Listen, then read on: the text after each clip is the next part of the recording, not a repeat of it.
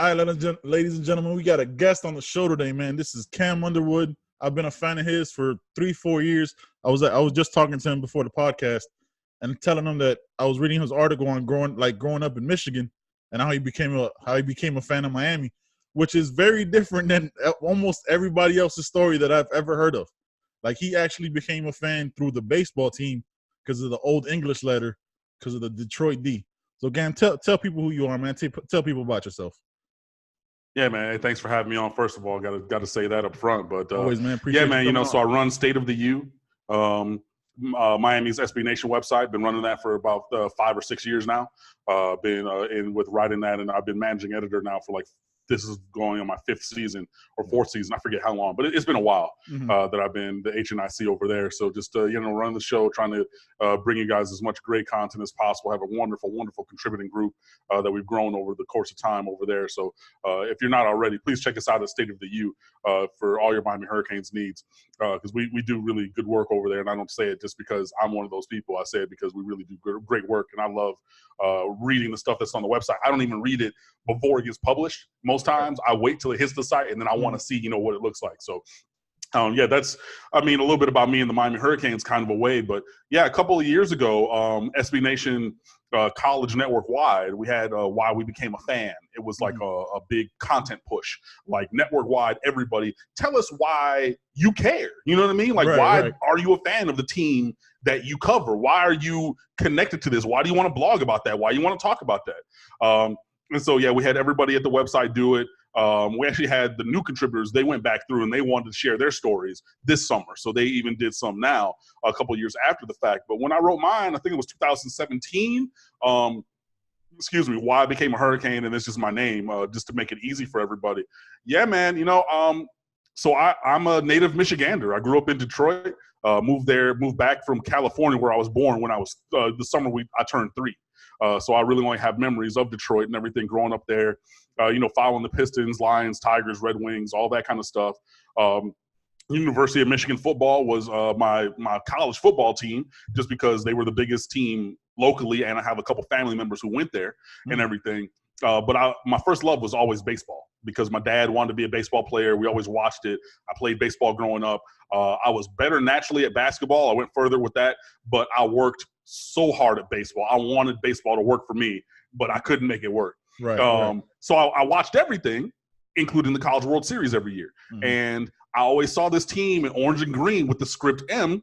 And again, that Old English M looked like the Old English D for the Tigers. Yes, and I said, yo, that's my squad. I don't even know. That's my squad. I need the hat. I need the pennant in my room. That's my squad. And I found out, that's Miami. All right. So I had the hat in middle school, all this stuff. I was just saying before, I'm still looking for, there's a picture. I took an 8th grade class trip with my class. We went from Detroit. We drove from there to the Grand Canyon and back for 2 weeks at the end of our 8th grade year. It was a wonderful experience, but I wore that hat every single day on this trip. So everywhere I went, people was like, where's that from? And I said, no, that's Miami. That's Miami. Yeah. So, that was kind of how I got into that. And I would see, the random or the yearly Miami, Florida State games, because again, growing up that was national TV back in the 80s and 90s. Yep. This is before the proliferation of coverage and cable to the extent that it is now. So that was like the only game I would see would be Miami versus Florida State, and then a bowl game maybe. You know what I mean? So I would always check in with them. Okay, I still have my hat. Everybody like, oh yeah, whatever. So come to my senior year in high school, I was looking for which college I was going to go to, because, going to college is a mandatory thing in my family. And I went to a local high school I went to Cranbrook. It's a private school. If you've seen the movie 8 Mile, that's the one they make fun of. Yeah. Me, this black guy, I went there. Yes, I know. My name is Cam, not Clarence. My parents got divorced when I was 5, so they didn't have a real good marriage. But whatever. That's my alma mater. I love Cranbrook, CK all day. Anyways, I went to another local high school for a college fair and everything, and I was talking to these different, schools and whatnot. And my mother actually moved down here to Florida, South Florida, before my senior year of high school. Okay. So I was like, okay, let me go talk to Florida. Let me go talk to Florida State. Yeah. Oh, Miami's here. All right. I mean, because they were there. You feel me? Like I didn't want to go there, but I figured if it's like it was an in-state school based upon where my mom lived, which is, where I had residency. And honestly, I was trying to leave Michigan. I was one of those kids who was like, I'd been to 37 states. I've been to 4 other countries already by the time I hit high school. I had these experiences traveling and seeing some of the world. So I was like, I want to go see more. I want to not go to Michigan or state like everybody in my class almost. I want to go somewhere else. So I started talking to these other schools. So I went to the Miami recruiter and I said, okay, tell me a little bit about your school. Let me get the information. Oh, she's like, oh yeah, Miami costs whatever. I said, oof, yeah, that's a grip. But so anyway, what's up with that? Bro, and I went to Cranbrook, which was a grip then too. Like, my mother loves me and I had a scholarship, so that was able to work out. But so I told the Miami recruiter, I said, what's up on the in-state tuition? And she kind of scoffed. She goes, sir, we're a private institution. I said, bitch, what? the Miami I see on Saturdays with them thug-looking kind of dudes playing football, that's a private school? She said, the University of Miami is a private institution and you have the information in front of you, sir. Thank you very much. I said, oh, damn. Shit's real. It was mad real. But again, I was a nerdy kind of kid, so I was able to get scholarships. And I wanted to go to Vanderbilt, was my number one. I've never been to Nashville a day in my life, but if you know a little bit about me, I was a music major. I ended up as a music major. I was a music teacher for 15 years. Okay. So being in choir was a huge thing for me. I always was in choir in church growing up, band, orchestra, all kinds of different. I'm a musical person. Always have been. So they have a conservatory of music at Vanderbilt, and you start doing student teaching stuff in your second semester freshman year where you have experience hands-on. I mean, it's not like by yourself, but embedded in some of those classes. So I wanted to teach. I thought I wanted to teach music so I can go to this conservatory. I can start getting hands-on experience early on as an 18, 19-year-old person. I was sold. Like, boom, done. And I just couldn't make it work because they didn't give me as much scholarship to Vanderbilt. And so I remember I skipped my classes on whatever decision day was in the first half of that day, calling around to everybody in Nashville, couldn't make it work. I called my mom out the middle of a meeting down here in Broward County. And like, as a sad, petulant child talking about, I guess I'm going to go to Miami. It was like, but this is 18-year-old Cam. Like that hurt my soul to have to make that decision, but it ended up being the perfect place for me. So yeah. Yeah, man. So that's crazy. So yeah, like I told you, like before this, we started hit that record button. I read that article and I was like, man, that's so crazy because you think of the Miami now as a national brand, right? Like it is what it is. But back then, for you to come across like this baseball team that you see every June just doing their thing was crazy. So yeah, I mean, especially being so I want to touch on the musical thing real quick. So I've been watching America's Got Talent. Right, with with like the two choirs, with like the Detroit Youth Choir, right? So you got and you got the Ndlovu Youth Choir, which is from South Africa. Man, I've been watching like the passion and the energy these people bring, like is crazy. Like I'm watching, it's like giving me chills just because you could tell like how happy they are. So what was that experience like for you growing up? I mean, like we could touch on Miami and all the other King stuff, but I want to know more about that. No, I mean, music is something that's always been in my soul. Like I'm even talking about it here and I'm getting goosebumps just on my arms, honestly. If you are of a certain age, you probably remember there was a church out of Southern California called the Crystal Cathedral with Robert Schuller. And that had a nationwide broadcast on Sunday mornings. Yep. Now, again, I was born in Anaheim. So my parents lived out there when I was born. And that was the church that my mom would go to. And before praise and worship or any kind of musical, like number, she had to leave because she thought I was going to kick through her stomach, like back flips, front flips, everything. I mean, if music happened, like, I mean, she was pregnant. She was like, yo, she said it felt like what the alien and Aliens looked like before it punched through the stomach. Yeah. That's what she said it felt like whenever music started to really kick up. So honestly, since before I was even, a living, independent being, music has been in me. And yeah, it is passion made real. It's one of those things. And I always said, even when I taught, if I can't feel it, then why am I doing it? Yep. You know what I mean? If it's supposed to be a fast, boisterous song, then it needs to hit like that. Yep. If it's a slow, quiet song, then it still has to have that core to emotion behind it. Yep. But you're purveying the story of your song in a different kind of a way. And that's just the thing that has always been in me. My father, God rest his soul, was a huge Prince fan. And he would talk to me about that too. Like, yo, this is music you feel. Like, I mean, that, those guitar riffs are dirty. He hits on them drums. Like, it's not something that is necessary. Like, if you can tune it out, but it's something that even when you have it tuned out, it makes its way into the front part of your consciousness. Yeah. Yep. And that's always been a thing for me with music. It's just, I don't know. And it was something I was just naturally attuned to. I remember going, when we would go over to my grandmother's house on the corner of 7 Mile and Outer Drive in Detroit.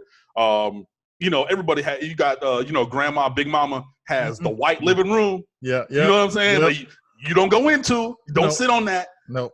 But she had the grand piano in there. And I remember being like 3 and 4 years old. And I would walk straight in there and sit at the piano and start playing full songs that I just heard on the radio. No, wow. I mean, Stevie Wonder, 2 hands, full harmony, everything, just off of hearing it. And everybody in my family was like, what? Like, and I'm like, I mean, whatever. And I would just start doing that. And so, yeah, I mean, they nurtured that in me from a young age. I went to some schools that had some really great programs with music, the Waldorf School, where you do everything. You sing, you dance, you play instruments. I mean, I went to band camp at Interlochen Arts Camp, which, by the way, is the original band camp.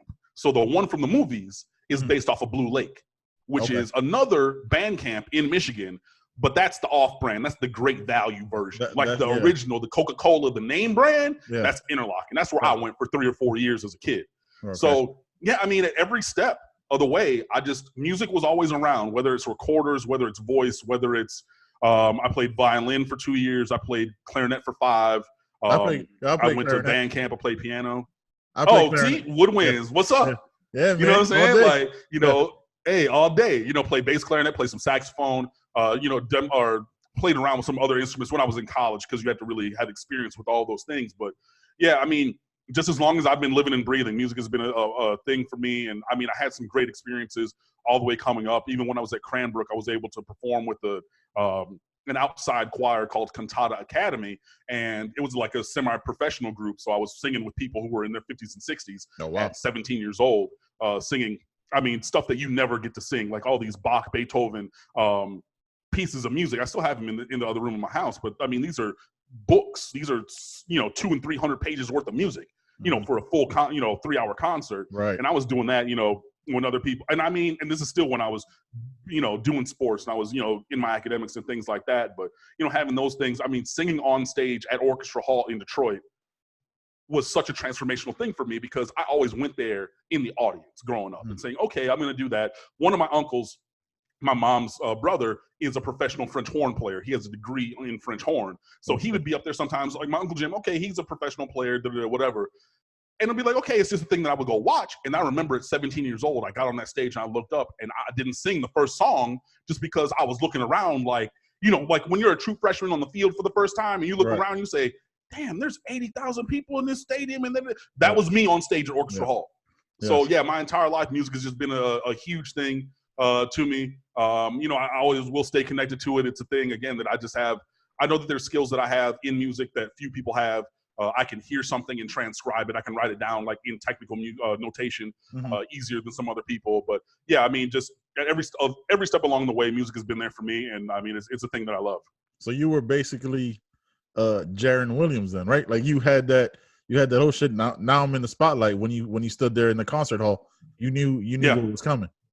Like it was a totally I didn't. And right, but the thing is, the older people in the group said, okay, this is going to be different. I'm like, whatever. Like look, I'm the first 17-year-old you done had in like 20 years. You feel me? I'm better than everybody else. My shit don't stink. And I got on that stage and shit was them lights came on literally. Because you see people on these shows talking about, bro, like the lights are bright. Yo, if you've never been on the stage side of a stage for a performance, I urge everybody to do it, even if it's just for a rehearsal. Do it one time. Them lights are brighter than you think, fam. You can't see nothing. You cannot see the audience at all. You can see the people on the stage or the conductor, or director, whoever. Like, it's a different sensation. And that one hit me that night for real. Man, I'll tell you. So my few experiences on any stage, I think I was like in fifth grade. Like we had a school wide spelling bee test, right? Because it was like the national scripts were coming up, and it was one of those things you could do. So I'm on that stage. So somehow I'm like the best in my class. So I go up against like other fifth graders from other groups, right? So I'm on that stage. Yo, like I'm shy. I'm shy as shit because I'm 5. I'm in fifth grade. I don't know what's going on. So I walk up to the mic, and I'm so nervous, and like the whole class is looking at me. The whole school's there. I remember being almost cross-eyed looking into the mic just because I didn't want to like look outside into the crowd. So, and then I think when I was 19, I used to write a lot of poetry, right? I used to like, that's how I used to like, I got through high school. I got, you know what I mean? Like battled. I didn't battle bullies because I was always the bigger kid. But like being the bigger kid is always kind of weird because like people think you're supposed to be tough. And me, like I was like, nah, man, I'm just a regular dude. Like I'm just chilling. So like I remember this girl that I had a crush on. I guess she's like, yo, like why don't you write something for me? Of course, it comes down to a girl, right? So I was like 17. I mean, of course. Yeah, I was like 17 when I started to write, and I wrote the story, and then I just always stayed writing. And then I got on stage. So I was in the service for 6 years. Right, so I did 4 years in Hawaii. So I got on stage as much as I could. But I went like 3 or 4 times, and I got to see like some of the best poets because it was right around the time when like deaf poetry was out. So I got to see like that. I got to see those type of artists, and I was like, yo, like that's the level of expression that I can't, like you could feel, and almost like music, like that you could feel this man's pain that he's telling you about something you can't relate to at all. Like you don't know that kind of life, but you're feeling every second of it. So I was like, I think I could do that. You kind of think about it. Then you get on that stage, and those lights are so bright. Those lights, bright like that. Like they don't make light bulbs for that in real life, though. Like you can't explain that to anybody else who's never done it. I remember shaking. That you got to be up there and see it. Yeah, I remember shaking the whole time. Like I wrote this shit, and like I couldn't read it. Like all of a sudden I went like blind. So like I freestyled. I was like, I hope this makes sense. I don't know what the hell I'm saying because it's just me up here. It was crazy. So one thing you hit me with something you said, man, about music. Like I've always been a fan of music since I can remember. Right? Like I never had the talent to sing it, or I played instruments and stuff like that. But like music is one thing. Like with these choirs, are like you feel to a different level. Like I always like Prince. It does, like you'll be listening to it. Like it'll be in the car, then you would listen to it for like a minute or two. Then like that 3rd or 4th minute, you're in that shit. Like you're in it. It's made its way in. I'm like that with. So I'll tell you a little bit of the people I like to listen to. It's like Chris Stapleton. He's a country singer, but that dude's soul, man. Like that's like right there. That's undeniable. Like him, Sam Smith, a little bit Blue. Obviously Stevie. We go with the legends, but like I think right now. Yeah, I mean it's crazy, man. But it's so when you do that stuff and you just listen to that level of talent, it makes you realize that there's so much more, like so much positivity out there. I mean, like you just like somebody had to go through something to give you that amount of power and that amount of beauty in a way. You know what I mean? Yeah, no, definitely. I mean, it's a thing. It's good emotions and bad emotions make good music. Yeah. Everybody talk about, Adele, like, oh, she broke up with her husband. Whoop, about to get another fire album. I don't know what number it's going to be, because 19 and 21, boy, I mean, it's, Mary J. Blige, another person. You talk about going through heartache and whatnot, like that's going to really tap into those emotions and things like that. And, I think that singing in general, whether it's classical, whether it's in a choir, a group of people, that's my specialty is, groups, or it's, whatever. It is so personal because you're born with the voice you got. Mm-hmm. Now you can train it, you can develop it, you can shape it, you can style it, but I cannot sing Mariah Carey anymore. You know what I mean? Like when I was a jit before my voice changed, I used to sing Mariah Carey up in Mariah Carey range as a boy soprano. I mean, I used to be up there and my voice changed and you hear the voice that I have now. I can't do that. No. You know what I'm saying? But and so it's so personal to you and you use it for, if you are a person who's able-bodied and able to speak, you use it for all the communication of life. Mm-hmm. You know what I mean? And so now I'm going to sing. So I'm going to turn this thing that is essential to my being into this artistic expression. It's very different than playing a guitar, or very different than playing a clarinet, very different than sitting at the piano. You know what I mean? Like, it is the most personal instrument possible because it is part of your being. And in that, I think that people are able to convey emotions through singing that you cannot convey in other things. And you have the added bonus of text. I have words, you know, so it's not just this emotional kind of a thing, whether it's, and look, there are great emotional kind of songs. Eric Satie, Gymnopédie #1 is such a sad piano song, and you feel the longing of his heart when you hear that song being played.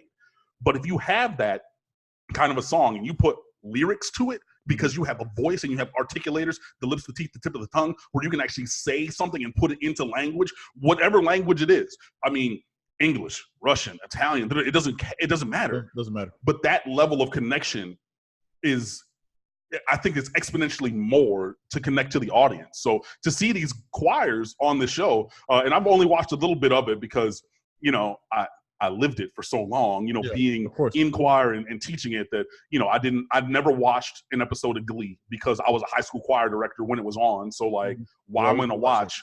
Yeah. Because honestly, I remember there was a football player who was the tenor section leader in my choir who was dating a dance team co-captain and dumped her to date the cheerleader in the soprano section who sat 2 seats down from his ex-girl. So I'm like, bruh, like, all I got to do is go to 4-period class, and I see what you wait until 8 o'clock on Fox or whatever it is, you know. That shit was crazy, so man. I haven't watched a lot of this, but it's great to see. It's great to see people singing. It's great to see the continuation of music as a genre. And, I mean, of course, you know, with the Detroit Youth Choir being there, that's a thing of pride for me, even though I was not a member of that group growing up. Just because my sports schedule was opposite, or it didn't allow me to be in that particular choir or anything.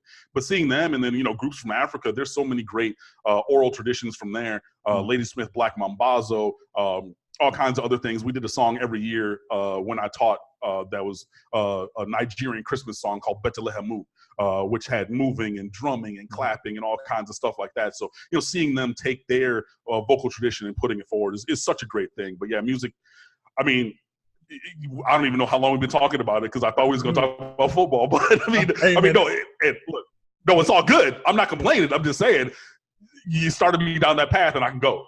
Yeah, no, I told you this is we could talk about anything. Like, I always, like, my wife is a producer, right? She worked in TV for 15, 18 years, so she's always like, oh, you gotta have a structure and you gotta figure this out. I was like, listen, that's not. But when a conversation happens, I like it for it to be organic. Like, I thought by now we would have been breaking down the secondary 3 years from now on who they're recruiting class, but it's just like, this is a conversation. Music is that transitional in a way where you just go into it and you can talk about it all day. So this is kind of weird for me.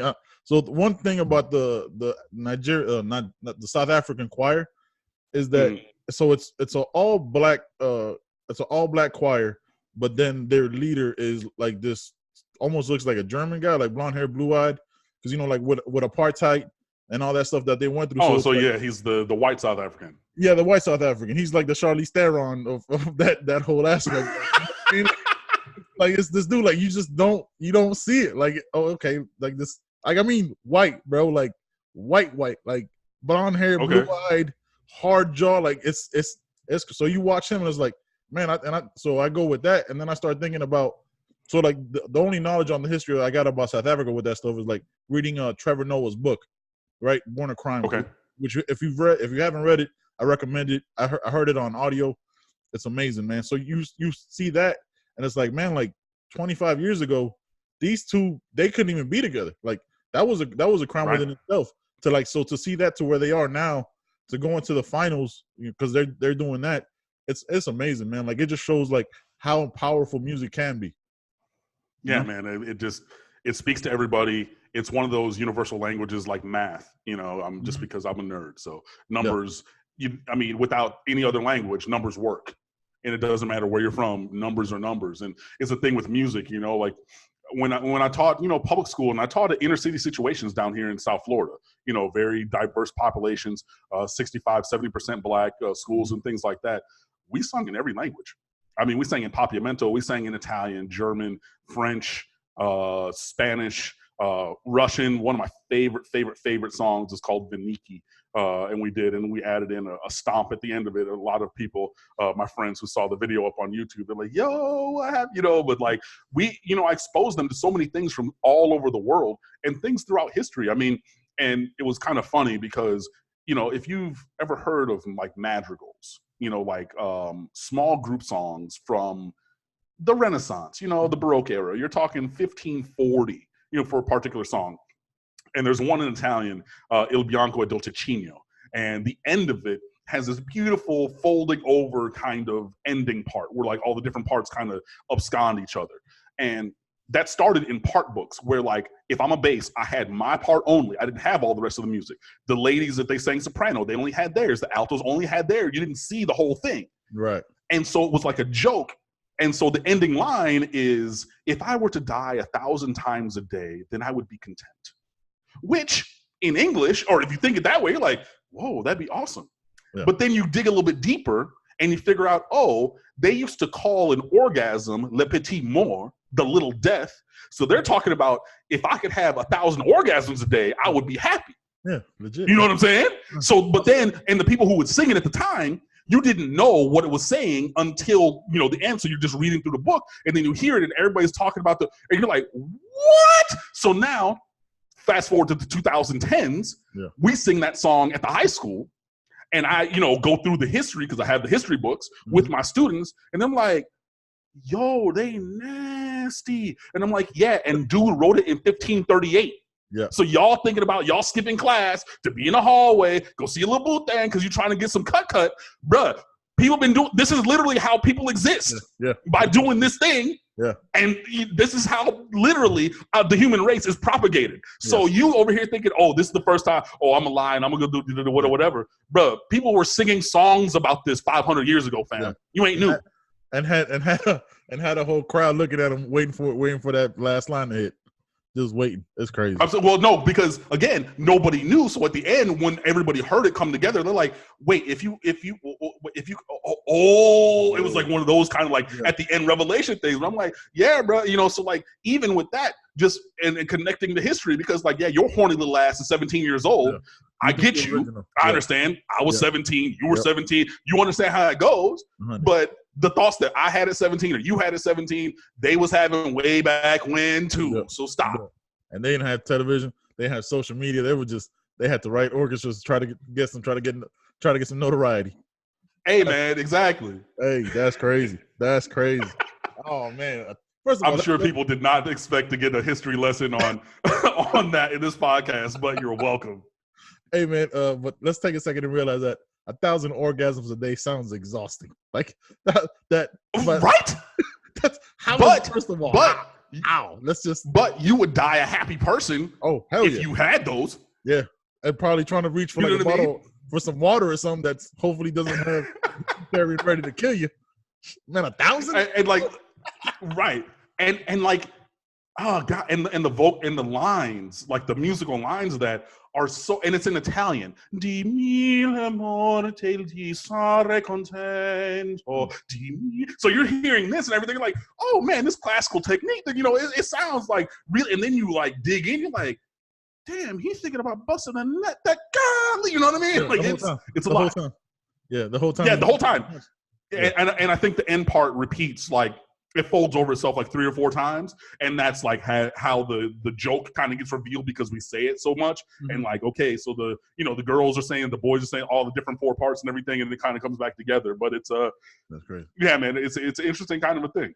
So when you were teaching these kids and like showing them all these different songs from all these different countries, especially like in the inner city, like I grew up in South Florida, like I grew up all over. I grew up in Hialeah. I grew up in South Miami. I grew up in Kendall, Homestead, all over, right? So I got experience with all stuff.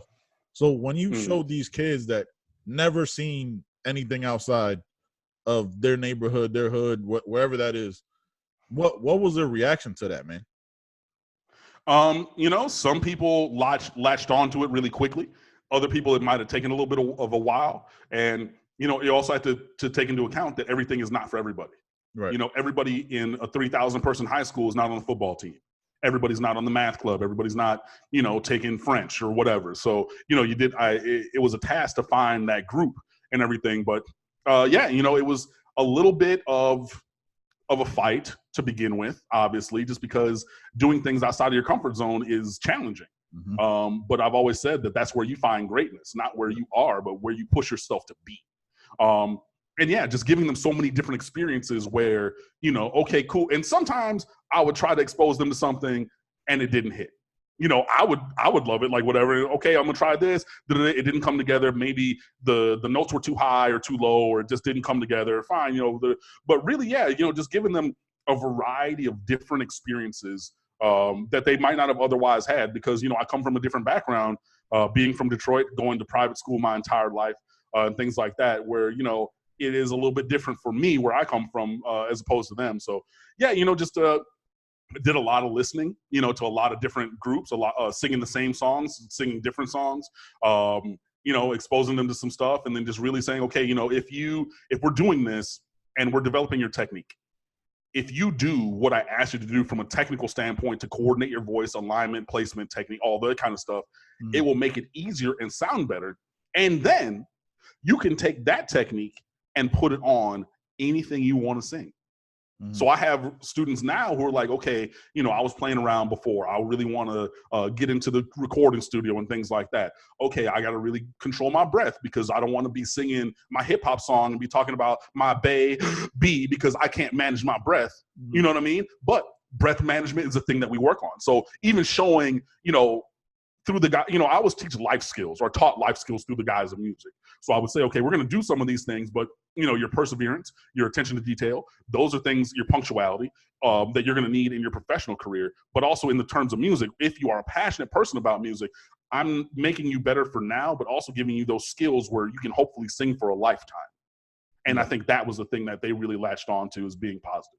Yeah, and because it gave kids a structure through a means that they wouldn't normally think structure would come from.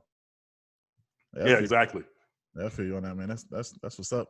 That's crazy. I'm telling you, like, this is totally different than I thought this podcast was gonna go. I don't even know how long we're in it. Don't even matter. All right, man. So we right, exactly. Yeah, we broke down the history of music. So I initially reached out. Well, not all of it, because I was gonna say not all of it, but a little bit. Yeah. Yeah, we'll save that for another podcast. We'll break down the effects of Beethoven and today's music or something. Oh God. Man, I'm gonna need to study up on that. That stuff I haven't gone that deep on in a long time. But like I said, we can do that if you want to. Yeah, that's crazy. So like the music I listen to, like I still listen to, like, I feel like I've reached the age. So I'm 35 now. I feel like I've reached the age where like I could count back like 20, 25 years, and that's the music I kind of still listen to. Like I tend to go more towards like a Biggie, you know what I mean, like that old school R&B, that old school hip hop. And I'm like, when I have kids, like I'm gonna be playing that music, and my kids gonna be looking at me like, why are they saying all their words?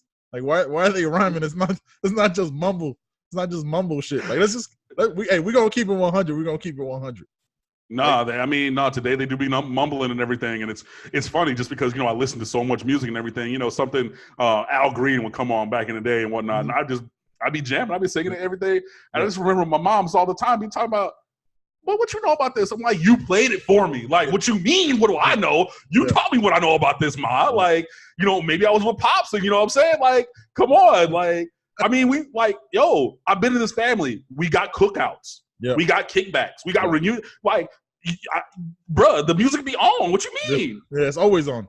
My always. So my household had obviously two language. Like, I had Spanish music all the time, because my mom every Saturday religiously would make me like reorganize the house in some way, like move furniture, and she'd always have music on in the backgroment. Like that's just what that was cleaning on Sundays at the church for us. You put on that gospel. Hey, you already know. Like, get it. I'm not even gonna give you the list because you know the list. Get it done. Yeah, exactly. That's exactly what it was. Like, I'd wake up to some Spanish music, like, oh, here we go. What she want me to move she want me to move the bed at a 45-degree angle in the right sunlight or some shit. It's crazy.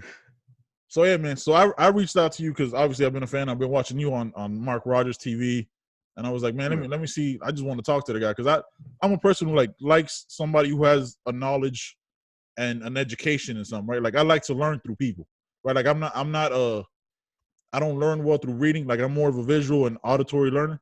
So like watching you like talk about stuff you care about and stuff like that, and the passion you show in it, man, is crazy. So I just want to commend you on what you've done, man. That's big time, man. Especially coming from I really appreciate that. They're coming from Michigan and then like adapting to Miami because it's a totally different life. Like boy, South like that's one thing. So I could kind of react to how the kids were feeling at that time, because when you live in South Florida, Miami, Fort Lauderdale, like you don't think there's anything past it because you live in paradise. You know what I mean? Like you live in a place that millions and millions of people come to every year. Like, well, why would we go anywhere?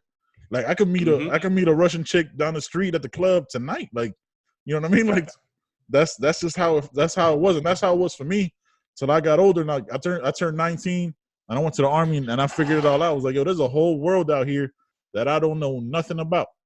So I need to figure all this out. Yeah, I mean, it was definitely a transition when I came down here, but you know, going back to the first thing. First, I thank you for the compliment. I appreciate it. The passion that I approach life in general is a thing that is one of my biggest positive traits.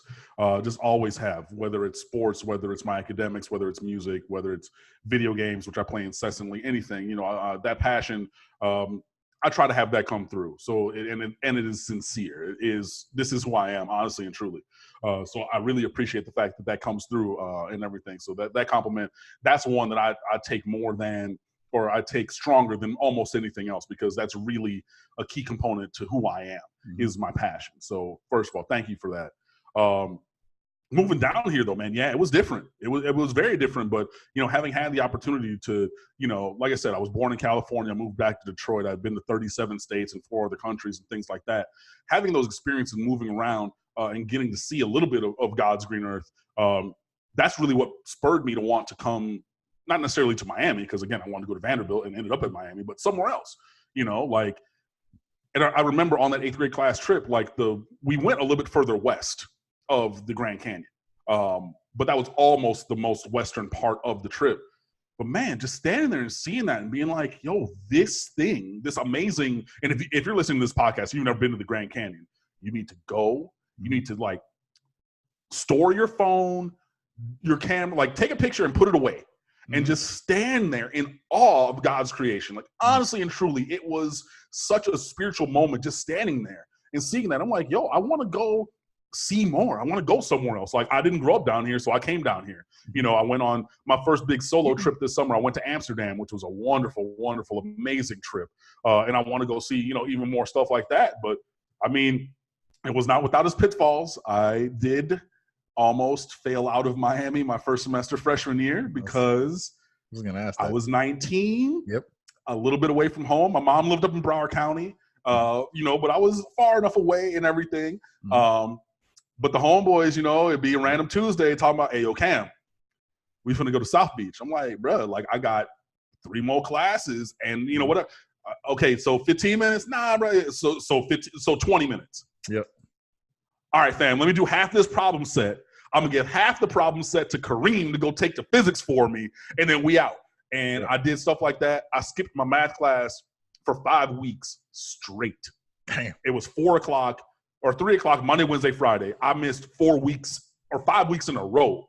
I came back, and they were like, bro, you done missed 4 quizzes, 3 tests, and we got another test today. What's popping? I say, well, I guess I got to ace everything else so I get a C in this class to get through. And I did because I'm a nerd, but like, first semester freshman year was rough for your boy. But I mean, I rallied back, you know, I ended up graduating with honors and everything, but it started off not in a pretty way. No, I was going to ask you about that. So like I've been to like 12 states. What is it? I think we've done like 7 or 8 countries. So my wife is more the traveler than I am. So for our honeymoon, we went to Barcelona, Madrid, because I'm a big Real Madrid fan. Like besides the Miami Hurricanes, that's my second team. Like soccer's my overall like favorite sport, and Miami Hurricanes are number 1. So we did that, and then we went to Portugal, we went to Lisbon, and we went to this island set off the coast of Lisbon called the Azores. So how you described the Grand Canyon is how it felt for me in the Azores. I guess it's this place like one day I was just searching before our honeymoon, and I was just searching. I was like, where would we go? And like I came across this picture. So there's these two lakes in the middle of an island in the middle of the Atlantic Ocean, right? And these two lakes are two totally different colors. Like one is bright green and one is bright blue, and it's I right. see it. Yeah, you see it? Yeah, no, I looked it up right now, Bro. Like you see the picture, and I was like, where the is this? Like what? Because I looked up Lisbon, I was like, yo, this is in Portugal. Yeah, exactly. If you can't tell, Cam right now has his jaw dropped. I'll put this up now. I'm putting this up, man. I'm like, it's one of the most beautiful. I can't even put it like it. Just watching it, because it took us a while to get it, because you got to like drive up a mountain, and you got to like you got to like really see it. And when you get that perspective, you're like, there's just something more powerful out there that made this happen. Oh. Like God made this, and we stood there, we took pictures, and it just, the pictures don't even do it justice, because the camera can't really capture what you're seeing. You know, like the camera's great for like Facebook and Instagram and all this stuff, but what your eyes are seeing, like, yo, this is incredible. I mean, one of the things I gotta get drugged up though. I'm gonna keep it 100, because I hate to fly. Like with every ounce of who I am, I absolutely. Oh, so you're like dude, you're Mr. T on the A team, B.A. Baracus. So we got to put you out, huh? Yeah, I'm gonna keep it 100 with you, Cam. I become a little bitch, man. Like I start sweating. I start sweating. It's not a good look. It's not my big. I'm 6'2", 300 pounds, man. I listen. I start sweating. Like I just ran a marathon, and I'm. It's not a good look, man. So I got to get drugged up. My wife was like, "Oh, it's not that bad." So I'm from Panama. So we're flying back from Panama. We landed in Miami, then up here, then to Tampa. So we landed. She's like, "Oh, it's not gonna be that bad. It's a 45-minute flight." Nope, not me. I'm drenched. I'm because I forgot to take my meds at the right time, and I'm drenched in sweat. Like, and she's like, "Oh my God, you look like you're about to die." I was like, "Yeah, I know. This is because anxiety. It's not a good look. It's crazy." But I mean, that is something that will obviously affect, the ability to travel and the ease with which. But yeah, man, I mean, if you're listening to this and you haven't traveled to different places, I urge you to get out and do that. It's a thing that, I mean, I'm 38 and I really am just starting to try to go see a lot of more places. Like I've been on a couple cruises, so I've seen, a little bit of the Caribbean. My mom's husband is from Jamaica, so we did like a circumnavigation tour of the island of Jamaica a couple of years ago as a family and whatnot. But yeah, just even going further outside of that, I've never been to South America yet. I need to go back to Europe and see more of that, like Asia. Like I'm, if you follow me on Twitter, like I love food. Like that's my thing, like I always Top Chef, Chopped, all those things. And like cooking has become one of my major hobbies and everything. And I love those Southeast Asian flavors, the Chinese, Japanese, Thai. Like I love that food, but I want to go there and have it super authentically. And I've had some of that, like there's a spot outside of Detroit in Birmingham called Sai Tai. And that, at Cranbrook, we had international students. So students from all over the world, they would live in the dorms and everything. It had a boarding program and a day program. I was a day student because I lived in Detroit, but you could have people from wherever who lived on campus. And when the students from Thailand wanted a home-cooked meal, they would go to this restaurant. Wow. And I said, okay, y'all take me with you. So, I mean, wherever you go, and like to this day, if I go back to Detroit, hey, I'm calling up my homeboys, be like, yo, Sai Tai at like 3, because I'm coming up on my 20-year high school reunion in the spring, like still, hey, I mean, I found that out in 1996 when I was a freshman in high school, and multiple times when I go home, every single time, I gotta go there. Yeah, and if the people from there are saying this is authentic, like my mom would cook it if I was at home and not living abroad here at this high school, then I figured out, okay, that has to be authentic, which is dope, but I still want to go to Thailand and have Thai food from the little street vendor on the side of, wherever. You want the whole atmosphere. Yeah, you want the whole atmosphere and the originality of like where it all came from. Yeah, it's going to Europe. It shows you one of the things that shows you like how young America is, right? Just like with the architecture and the food and the people, like they carry themselves differently. Like, and the food is different. It tastes cultured. Like I don't know how else to say. Like it tastes like we had the best. I had like something called a black belly fish in the Azores, right? And so they're weird. Like in Europe, you learn very quickly that they eat late as shit, right? Like so we went to eat at like 7:00. Restaurant wasn't even open yet. We had to wait for them to finish cleaning because they didn't open till like 9:00. So they cooked just for us. And so my wife and I shared this plate. Now this fish was probably 9 pounds, roughly. So they cook it all for you. Yeah, but me and my wife tore that. My wife doesn't even like seafood. Like we split that fish. That's the best seafood I've ever had in my life. Like it was great. Like mind you, literally came right off the ocean onto the table. But just having, I was like, man, and it was like garnished with potatoes and different kinds of potatoes. Like you had red, white, and the way they were cooked, everything was amazing. It was crazy. How the hell did we go from music to food? Like we doing the whole because we were talking about me traveling down here and then traveling to other places, and then it just kind of kept going. P.S. By the way, I do have to say before we go on to whatever you were going to say, if ever you go to Amsterdam, you must go to Restaurant Vermeer. V as in Victor, ERMEER. It is right by Amsterdam Central Station. It is an experience unlike any other. My uncle, his favorite place, the same uncle who's the French horn degree, his favorite place in the world is Amsterdam. It was the first place that he ever traveled to outside the United States. So I told him I was going because, whatever life, I booked this trip. He said, wherever you have a reservation, cancel it and go here. And I said, but I've been looking at the Michelin star list, the, top. He said, I'm telling you, this place is so good, they stopped giving it Michelin stars because they didn't have enough to give to everybody else. So it's like an OG, triple OG, amazing place. They do a tasting menu only. So you can get 4 or 5 or 6 courses. That's all you pick. And the menu is a word cloud. So it's like a circle with just ingredients. And so what they'll do is, based upon the number of courses you pick, they use the ingredients in the word cloud to realize the number of courses that you've ordered. So if you order 4 and you're sitting at the table with me and I ordered 6, your salmon dish is probably going to be different than mine because you have 4 dishes and I had it. Yo, I'm telling you, bruh, anybody listening, if you ever go Restaurant Vermeer in Amsterdam, you are fucking welcome. Oh, I'm gonna have to ask my wife. My wife's been to Amsterdam. I'm gonna have to ask her if she's eaten there because she wants to go back. But no, if she hasn't and y'all go back, trust me. Look, I got my reservation like 10 days in advance. I tried to get it for like a Saturday. They were booked up, so I got it for Monday as my last full dinner before I went to the airport and flew out on Tuesday morning or whatever. But bruh, I mean, it's going to cost because if you listen, it sounds like it's going to cost. It's going to cost a little bit. Yeah. Like I mean, I dropped a couple €100 for one person. You feel me? Like so, it's going to cost.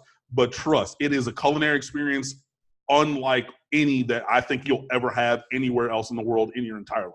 Yeah, I gotta go. I gotta check that out. I have to check that out now. But then, matter of fact, let me write that down. Vermeer, VERMEER. MEER. Okay. Yep. Got it. Yep. It's in a hotel. I forget what hotel it's in, but it's right off one of the central or one of the main streets facing Central Station in like city center Amsterdam. It's ridiculous. It's so man. But yeah, so I mean I'm just thinking back to, and they changed the menu because everything is like artisanal and seasonal and locally sourced. So the meal that I had, I'll never, like, nobody will have it again because the spring menu is gone. That's crazy. You know what I mean? So the menu now is different because the ingredients are different, and then like, and it's dude. I can't even like wrap my head around that because here in America, like everybody's tripping off fucking Popeye's chicken having some seasoning, and you're talking about a specially made meal. I ain't had it yet. Hey, that sandwich is sticky though. Hey, I haven't had it yet. Hey, it's sold out everywhere. Ooh. Because I got one in Fort Lauderdale by the crib, and it's like it's on a major street, but not like at a high traffic intersection based upon where the Popeyes is. So I can go there right now and get 3-piece spicy and be back to the crib in like 2 minutes. Okay. But and then that dropped. I was like, all right, I'm out running these errands or whatever. Let me go over here and see what this hitting on. But I'm gonna have to get it. But I'll tell you what though, I'm gonna keep it on. I feel like the people who are comparing it are lying though. Because I've never seen a Popeyes next to a Chick-fil-A. So one of them sandwiches is going to be cold. So that comparison ain't fair. That comparison ain't real. Like you heard it here first. I mean, like there's like think about it. You ain't never seen one next to you've never seen a Popeyes next to a Chick-fil-A ever in your life. No, you haven't. I'm trying to think of where the local. Okay, no, I know where my closest Chick-fil-A. Nah, you still talking. You talking at least 7 minutes. That's a difference. That's a difference. Closer to 10 almost to get from the Popeyes to the Chick-fil-A. And then that's another little bit to get back. Like, yeah. I mean, but the thing is, if you go from Chick-fil-A to Popeyes to the crib, I think that could work. You couldn't get the Popeyes first. Yeah. You couldn't do that. No, see, so like like I said, I told you, like I grew up in South Florida. Now I live in a small little town by Ocala. It's called Bushnell. It's probably 35 minutes south of Ocala. It's in the middle of nowhere. You know what I mean? Like we got about 5 acres, so it's cool. I love it. It's country living with a city boy. It takes some getting used to because I'm not used to not having no street lights for about 4 miles. That gets a little weird. Yeah, but when Cam, when I tell you it's dark at night, bro, like you could have light outside your house where the light stops. The light stops. Like there's no ambient lighting past that. That it gets it gets dark. I mean, that's that light pollution. And like when I went to band camp up in Interlaken, bro, it was like that. Like you know, it's in the middle of the woods in northwestern Lower Peninsula, Michigan. So yeah, like once those lights go out at camp and everything, and you don't have the light pollution because dog, you can see so many stars, man. Like it's it's different. It's different. But I'll go outside like when I walk my dog at night and I look up, I was like, yo, all these stars have always been here. Like it just feels like it's not real. Yeah. It's crazy. And I know people are like, man, they talking about everything but sports, bro. We giving you this work. Like, hey, this is a top tier podcast. We talked about music, the history of music. We done talked about travel. We done talked about some food. We done talked about light pollution and the number of stars that your black ass don't see because you live in a city. Look, we ain't gonna get that anywhere else, man. Yeah, enjoy that 51st floor on Brickell, but you can't see shit past it. That's crazy. Right. Nah, but that view though is probably pretty decent. That view is everything though, man. I got like an uncle that lived in Brickell. I was like, okay, this is cool, but this is very high up. Like this ain't that cool if this shit just decided to fall one day. This kind of screwed. Boy, hey, man. And that's the thing, like with flying. Hey, that's the thing we just don't talk about, bro. Yeah. Like I'm just gonna enjoy this place. Like my uncle's a trip, man. My uncle lives on the 42nd floor with my aunt, right? And he won't go like he won't go to like the sliding glass door because he's so afraid of the sky. Like why are you up here then? Like what's the point? Like what did you remember that you're afraid of heights, bro? Like he's like, nope, I can't do it. I can't do it. With a heavy ass Cuban. Hey man, I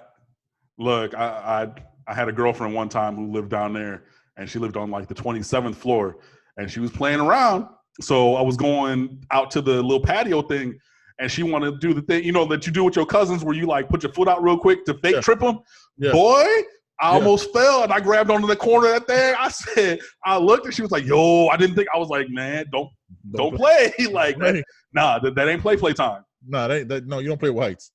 I don't play about money, about heights, and then I don't play about that shit.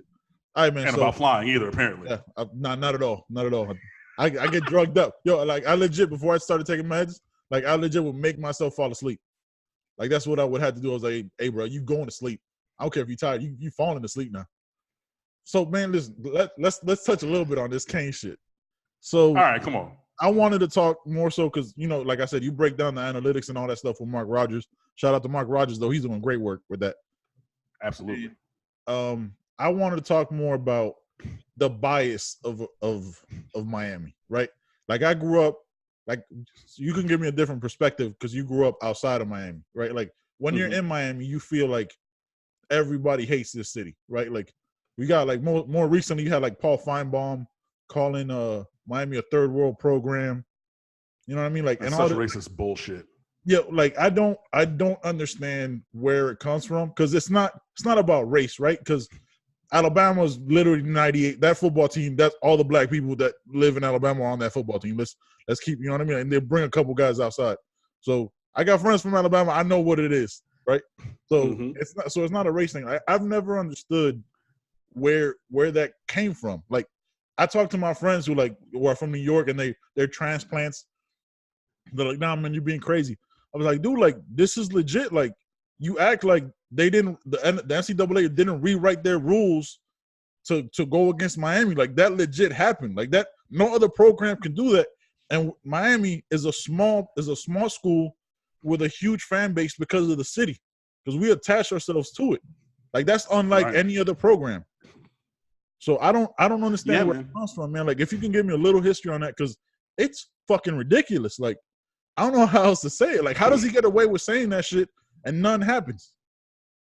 Yeah, I mean, because Feinbaum is worth more to ESPN, there than not. You know what I mean? They look at it in dollars and cents. And I saw Mike Ryan, producer of the Le Batard show, who was very critical of what Feinbaum said. He's the first person on there talking about, I accept this apology. I'm like, Mike Ryan, because you work for ESPN, you have to. Yep. You're going to see what the company, that's literally the company line. Yep. And if that's what you're doing, fine, but don't pass it off as actual, feeling. You know what I mean? Like, it's racist bullshit. Yep. Everything that Feinbaum says. Yep. And those people, they overlook race in the pursuit of greatness with the Alabama Crimson Tide. Mm-hmm. You know what I mean? Because for years, those Southern schools did not integrate their teams. Yep. And that's when you had if you look at the list of Hall of Famers who went to HBCUs, that's because they couldn't go to state schools. Right. You know what I mean? Jerry Rice at Mississippi Valley State. And that's just one. Walter Payton went to HBCU. I mean, there's so many guys, who couldn't have gone to their Tennessee. Eddie Robinson at Grambling, right? Like, he built. And that's what I was going to say. Right, exactly. Because, hey, look, y'all don't want us. We going to be over here waxing everybody ass. We're going to take all the best athletes. They're going to be at Grambling. And that's when the Bayou Classic, Grambling versus Southern, that's why it is on NBC every year. Now, the bands are amazing. They are wonderful. And Spencer Hall just wrote a piece at Banner Society about the Human Jukebox, the Southern University marching band, which you need to read if you haven't read it.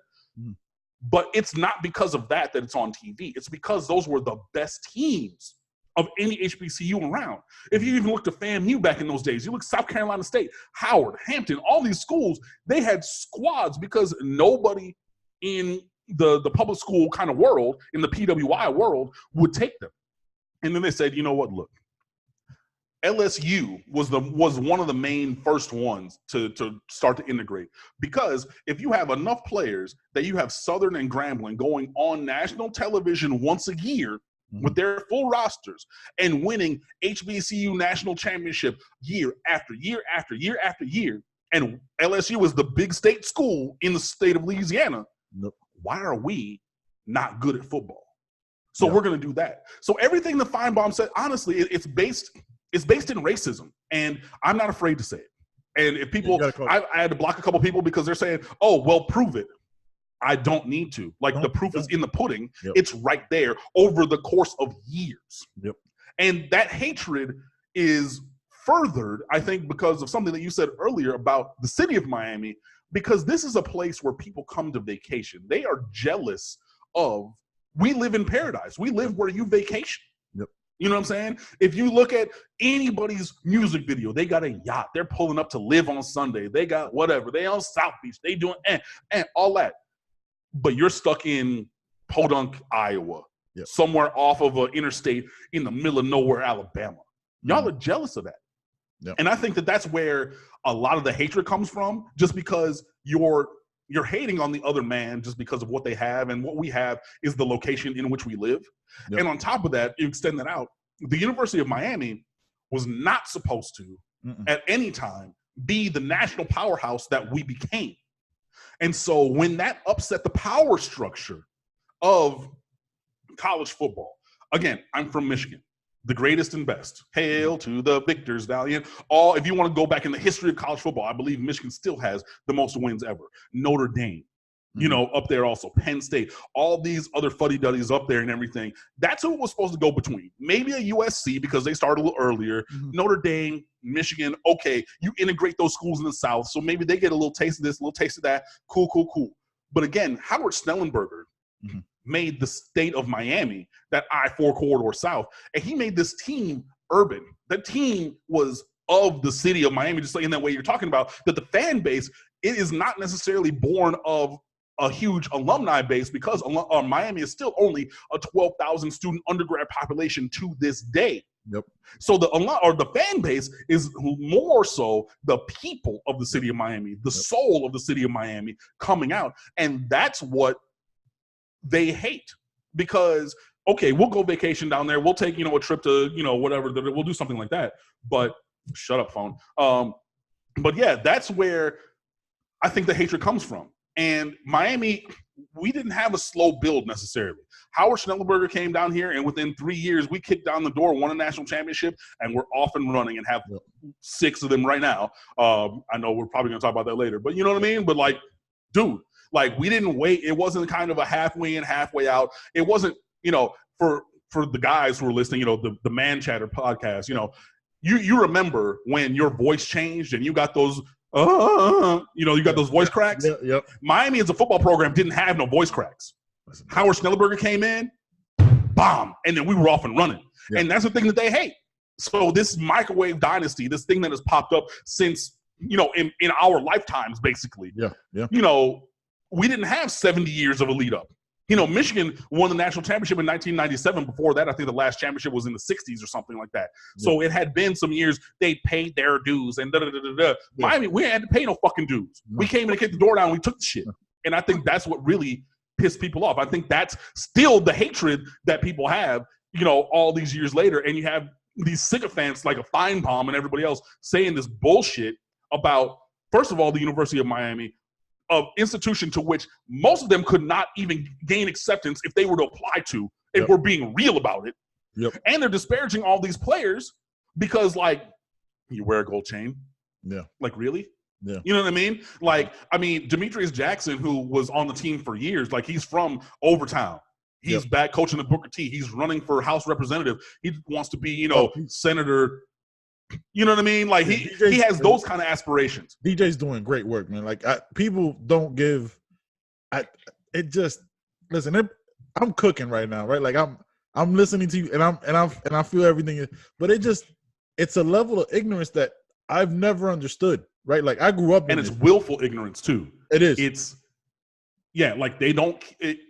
It's ignorance. So I think what I think about Miami, and I'm not going to listen to you try to tell me different. I'm not going to read anything different. I am being willfully ignorant so that I can opine on this bullshit narrative that I built up in my head.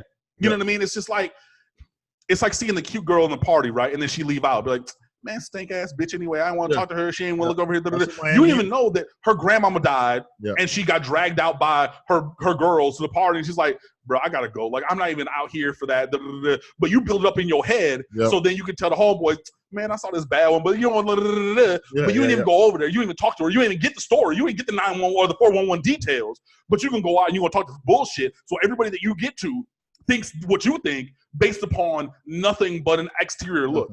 Nothing. And that's what the fuck pisses me off. Yeah, and that's 100% real.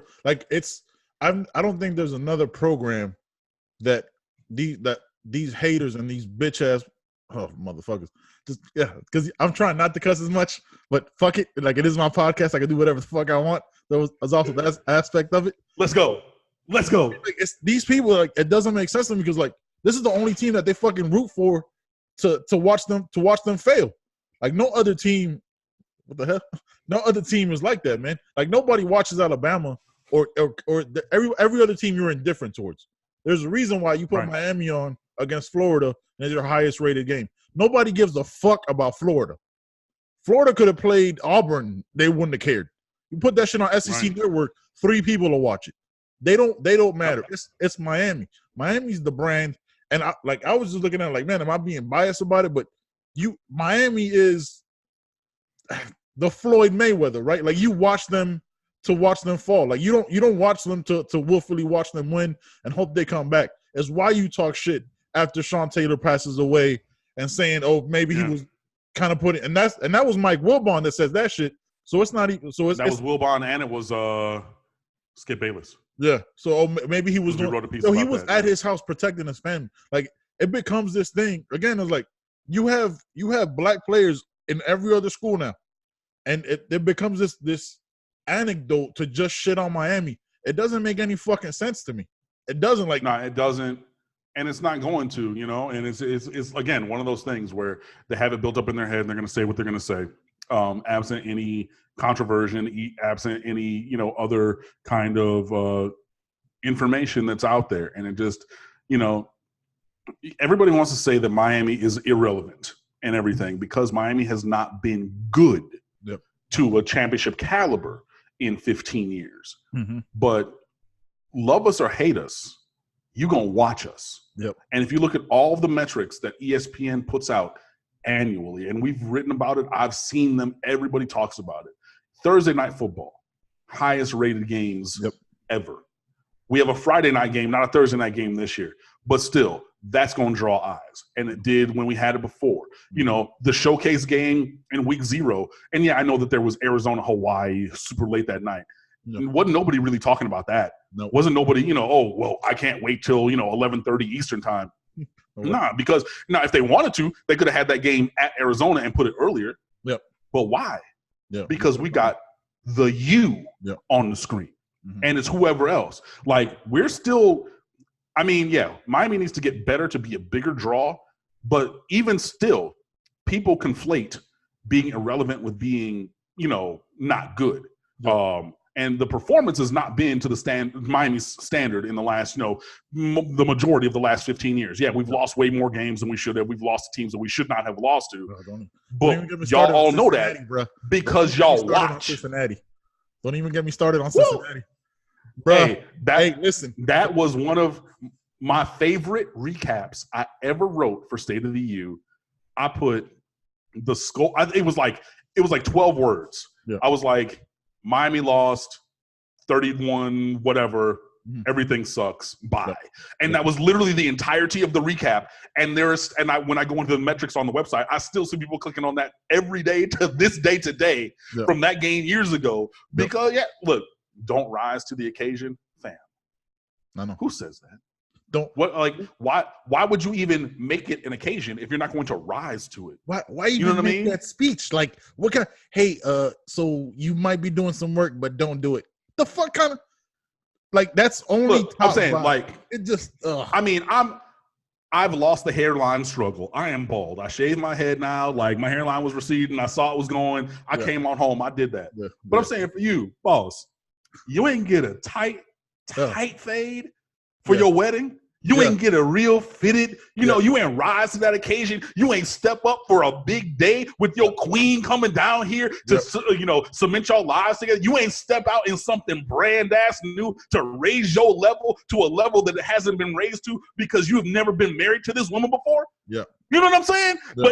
But Al Golden's talking about, hey, bro, you got them old jeans and a T-shirt in the closet. Why you even rent a tuxedo for the – fuck you mean, bro? Yeah. I rise to the occasion because it's an occasion. I get up for a game because it's a game. Yeah. I can go back to so many losses when it almost felt like that don't rise to the occasion reverberated for several different coaching staffs, right? Like it was, except like you could put that on maybe the Notre Dame game 3 years ago. That was like 2 years. Yeah, 2 years. I watched that game at a wedding, like on my phone, like. I was legit at the table. Like, I was at my friend's wedding. I was like, hey, listen, y'all playing this around the wrong game. Like, we played Notre Dame for the first time in a while. And because I think we played them like 2 years before when we lost with Brad Kaya, that weird game. So I'm watching the shit out of this game. Like, I remember I jumped up when like they were having a moment when Trajan Bandy got that pick six. I was like, oh shit. Oh, hey man, my bad. Shit. I didn't even know y'all was having this right now. Okay. My homeboy from the website, Matt Washington, he lives in Toronto. He became a Canes fan basically through being a Ravens fan. So Ed Reed, Ray Lewis, whatever. Ray Lewis, yeah. Right. So he flew down for that game, and then he got tickets for us in the first row right there. And we were behind the Notre Dame offense for that play. Mm-hmm. So as it happens, he starts hitting me. He goes, oh, shit, before the pass was even thrown. Because you saw, like, because we were looking at it, Bandy's already, like, you see the play where he's coming across in front of the receiver already. And it's going up the opposite sideline, but coming our way. Ed Reed was at that game, and he's talking to Maria Taylor at that time. Yep. He does like you in a moment. He's on the microphone. Oh, yeah, man. Oh, shit. He hops over the retaining wall. Yep. He comes to our row, and he's dapping everybody up in my row coming down. And we got these two. And so, first of all, that was amazing. Like, I dapped up Ed Reed during Trajan Bandy's touchdown return. Yeah, that's crazy. And we got these two old octogenarian Notre Dame fans, these fuddy-duddy dudes, and they're just sitting there all sour face and everything. And my boy Matt is a big – I mean, I'm like 6 feet tall, probably about 260 right now. I need to lose some weight, but whatever. Yeah. Matt is like 6'3" and a jacked 245. I mean, jacked. And so he's this big and he's native Jamaican or Jamaican Canadian. So he's a big black dude and everything, you know, and he has a Canadian accent, which is hilarious. But he's screaming in these guys' face, "Oh yeah! Oh yeah!" And I'm like, I'm dying. I'm like, this big Afro-Canadian dude is screaming in the face of these two Notre Dame fans. It was a transformational moment. That was like, I know that last season was bad. I know that we went 7-6. I know we lost a whole bunch of games. Basically that we shouldn't have, because we were favored in every single game in the regular season. Yep. But that moment in 2017 was such a catharsis for my soul. Mm-hmm. It felt so good. And like, you know, I still have it on my DVR, that game. Oh, yeah. If you watch that playback and the play-by-play, they did such a wonderful job. And shut the fuck up. Because they're like, nothing I can say can tell the story that is being written by this, you know, packed house of it was one of the greatest. I still watch it. I still watch it back when, like, I watch pieces of it here and there, just because it's one of the greatest games I've ever seen. Like, that felt like the Orange Bowl for the first time.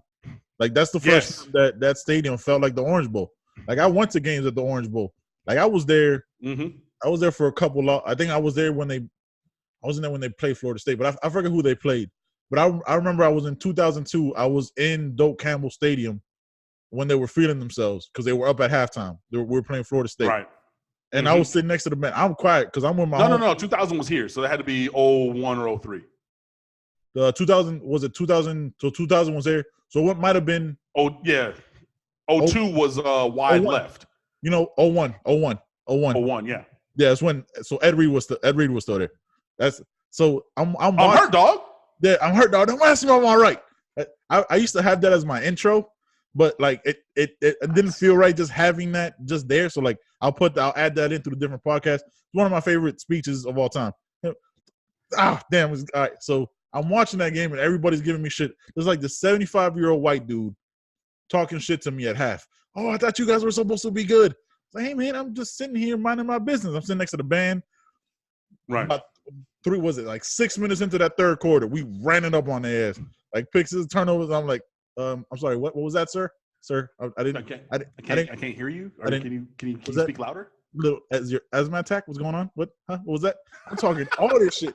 But I'm keeping it down because again, I'm by myself. My homeboy's going to Florida State. So I'm keeping it cool. Like he's a Miami fan though, so he just went there because it was cheaper. Just keeping it 100 with that one. So it's just I don't know, man. Like I obviously want us to win again, and I see the difference now. Like I like what the coaching staff said after the game one, calling out the players, but not doing it like Mark Richt did as a scapegoat. Like I felt like Mark Richt put the onus on his players and didn't take ownership and wasn't a leader the way he should have been. You know what I mean? Like you can't have 35 years of coaching experience and be like, nah, man, it's Malik's fault. Like that's not right. I mean, you got to do things to help them out. And I mean, I know everybody's talking about Dan Enos saying Jaron Williams didn't play well enough for Miami to win. A, that's real. Yep. B, before that, Enos said he needed to do a better job. Yep. So everybody wants to take the sound clip and say, oh, he's throwing the players under the bus. All these dudes, even guys who work in other people's recruiting departments talking about, oh, well, Miami is going to have this exodus of recruits and everything. Mm-hmm. Like, yeah, if you take any one sentence, you can make it sound like anything. But look at the complete answer. Listen to everything that Dan Enos said, where he said, look, I got to do better. I should have probably done some things. That's true. And both things can be true. Dan Enos could have needed to be better, and Jaron Williams could have needed to be better. Yep. Those are not, mutually exclusive things. Nope. And I appreciate the fact that both of them owned up to it. Yep. And then Jaren, for his sake, he's like, yeah, Dan Enos or Coach Enos, because obviously he's not going to call him Dan. No, he's like, Coach Enos is coaching me hard, but that's going to push me to greatness. And that's the thing. Like when I taught hard. There would be some days where, it'd be all kiki kaka jokes, but some days, hey, y'all little motherfuckers need to shut the fuck up because we got work to do.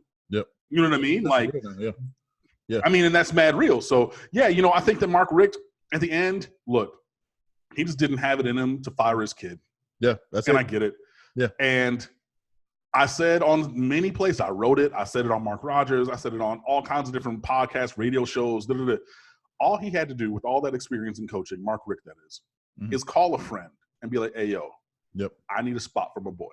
Get him, quote unquote, promoted out. Yep. So we get, even if it's a lateral move, just get him a job elsewhere. Yep. And then you move forward. Yep. But, you look at that, okay, even if you do that, you bring in a new offensive coordinator who's going to coach quarterbacks. That means that person is going to call plays, which means that Mark Richt has to willingly give up play calling. Mm-hmm. And that means that you need to strip it.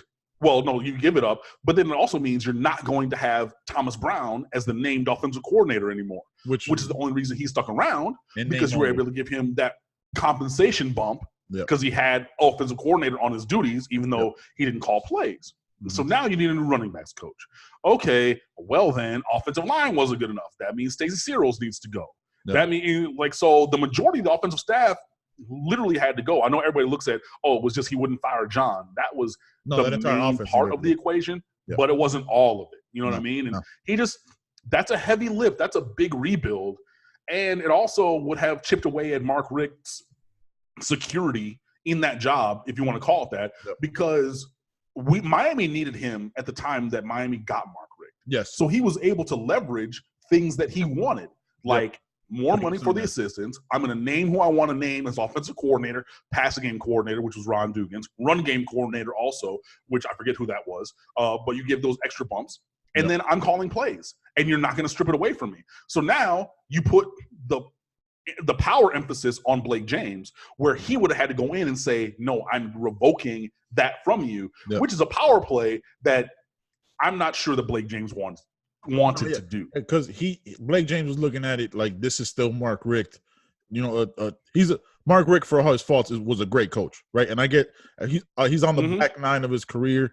Who wants to do a whole rebuild when the year before, when he could kind of cop out, like, look, we were 10-3 last year. This just takes a little bit of tinkering, and I give him that. So that aspect of it, I get. But where I will give him credit, which I literally just thought of as we were talking, is the fact that he fought for his coaches to get paid more, which is what put us in the position to afford the coaches we can afford now, right? Because look, now Miami's paying. Now that's how we got a Dan Enos. Because I'm gonna tell you, I did not expect this shit at all, Cam. Like, I didn't see Dan Enos. An Alabama guy, like, put Alabama aside with all their no-name players that don't really factor in the NFL. I'll shit on them later. You know what I mean? But let's go. You know what I mean? Like, they don't factor. They're just regular guys. They're just gonna be guys that show up with a jersey, play 5 years, and they're out.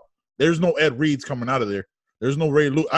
Nate, you can't name one, right? Like, you can't name an Alabama player. You got a couple of the receivers now who are pretty damn good. Yeah, I will give you that. The receivers, yes. Julio, right? Yeah. I'll give you but for a lot of the other guys, they're just dudes. You know what I mean? And I agree with you, but I didn't see that. We didn't. Our guy Justin DeTavio over at State of the U, he profiled a bunch of guys to be Miami's potential offensive coordinator. I read everything. Major Applewhite, right? Major Applewhite, who interviewed twice. Yep. You had Sean Gleason from Princeton, and everybody laughed at us about that. But now he's the offensive coordinator at Oklahoma State, and they did numbers in the first week. So I re-upped that piece and said, everybody wanted to call us a hack publication. Nobody knew their stuff. Nobody's ever played or watched or anything football. But this guy is over here doing numbers now, and we told y'all about him way back when. In all those people that we profiled, Dan Enos never even crossed anybody's mind. So when Mark Richt stepped down and we're like, okay, we're looking for offensive coordinator, and that was I think it was like a 2-3 week search. At no point did I think, we're about to get the offensive coordinator from Alabama. Like, that's like, right. You know what I mean? Like, that's not a thing. Like, it's what? Like, hold on, wait a second now. I was like, when Manny did that, I was like, all right, Manny, I'm in. All right. I don't give a shit what else you do. And then you do great work on social media. You have that whole thing changed, give a whole new energy. And he's really changed it in that way. Like, I don't know. Like, I expect a lot from Miami every year, right? Like, especially this soft schedule we got. I expect Florida to be the only loss till Clemson, right? I think Florida State is beyond dead. There'll obviously be a team that like sneaks up on us because they still want to play. Well, and that's where I'm going to cut you off. I think I still said 10-2 before the season, losing to Florida, and then maybe finding another loss that we shouldn't lose. Absolutely. I stand by that. I would hope for 11-1, obviously, to run the rest of the table. The Florida State game, again, you have to it's a rivalry. It's so different. Yeah. If you put up the stat profiles for the Miami profile team and the Florida State profile team in 2017 or 18, the last 2 years that Miami's won those games, you would have picked the Miami profile team to win by 4 touchdowns both years. Yep. But what happened? A last-second win and a last basically second win where we had to just play defense the last few minutes and run out the clock, the kid and everything. But everybody's always said that Miami and Florida State play different.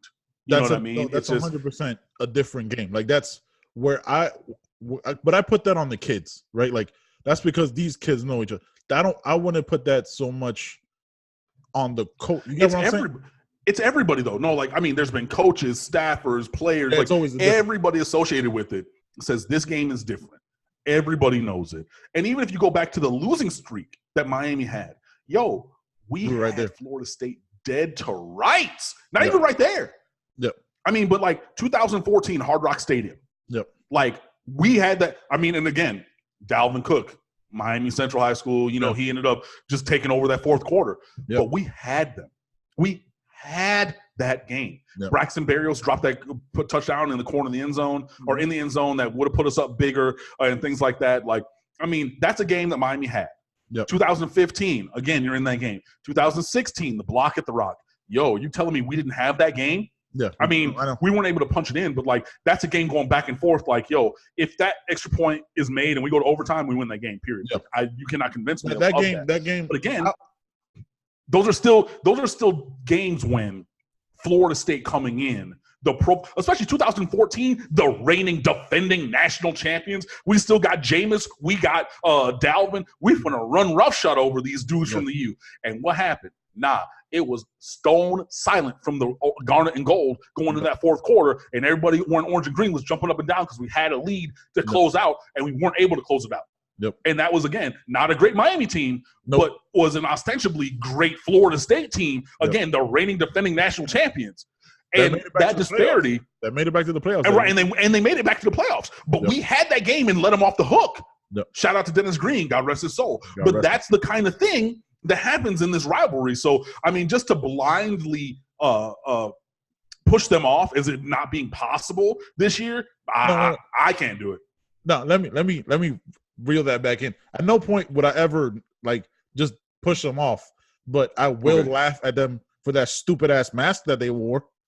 I can do that. Oh, that was terrible. What? Like, first, I'm gonna laugh at them for losing to Boise. How do you lose to Boise State? And then I didn't watch the game because who cares about Florida State? I'm not watching them unless they play Miami. Right. I'm not going out of my way. You had that terrible backpack last year. Now you have this mask. Then you lose to Boise State on top of that. That game is going to be crazy. That game's going to blew a huge lead to lose. By the way, they were up 17. I read because I was like, I couldn't believe they lost to Boise State. So that game aside, that's where I put it. I think this is a successful season, realistically. Right? If I take off my Miami fandom, orange and green bleeding, I would say 10-3 in total, because that Clemson game, but I could. There's this part of me, and this is the Miami side, that thinks that Clemson game, if Miami's in it, which they should be, right? Which they should be. I think that Clemson game might be a coming out party. Because at that point you have I would hope so. I have Jaron Williams, because that's 13 games in with his, if he doesn't get hurt or anything. You know what I mean? Like, if he stays good, that's 13 games of experience. That's going to be a different Jaron Williams.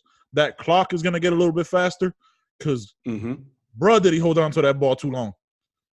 I'm screaming that in my house over and over again in the opener. Even again, if you just throw it away on first and 10, then you have second and 10 as opposed to second and 16. You know what I mean? Just like it didn't. There was a lot of that. I was like, you have to realize that your O-line can't stop these guys. You got to get a little faster. You can't hold on to the ball that long. So that's going to get quicker, even what I expect in this game. I don't know. I got to read up on North Carolina, which I'll check it out on State of the U and see what that D-line is like. But I don't think they're going to be like Florida.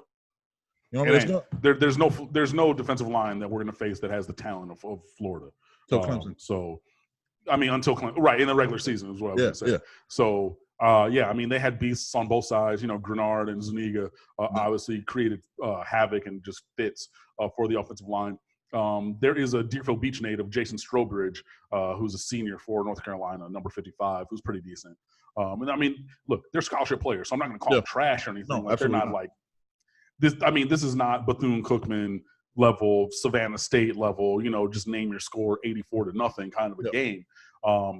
But yeah, Miami should be able to step up and have a hopefully better performance on this weekend, you know, just moving forward. And then again, you know, you have to use every game as a stepping stone to build forward. And, you know, I'm to the point where I almost have Clemson PTSD because I was there for 58-0. I went up to Charlotte for the ACC championship game in 2017, which was 35-3, which would have been 35-0 if not for kicking that field goal hella late in the fourth quarter.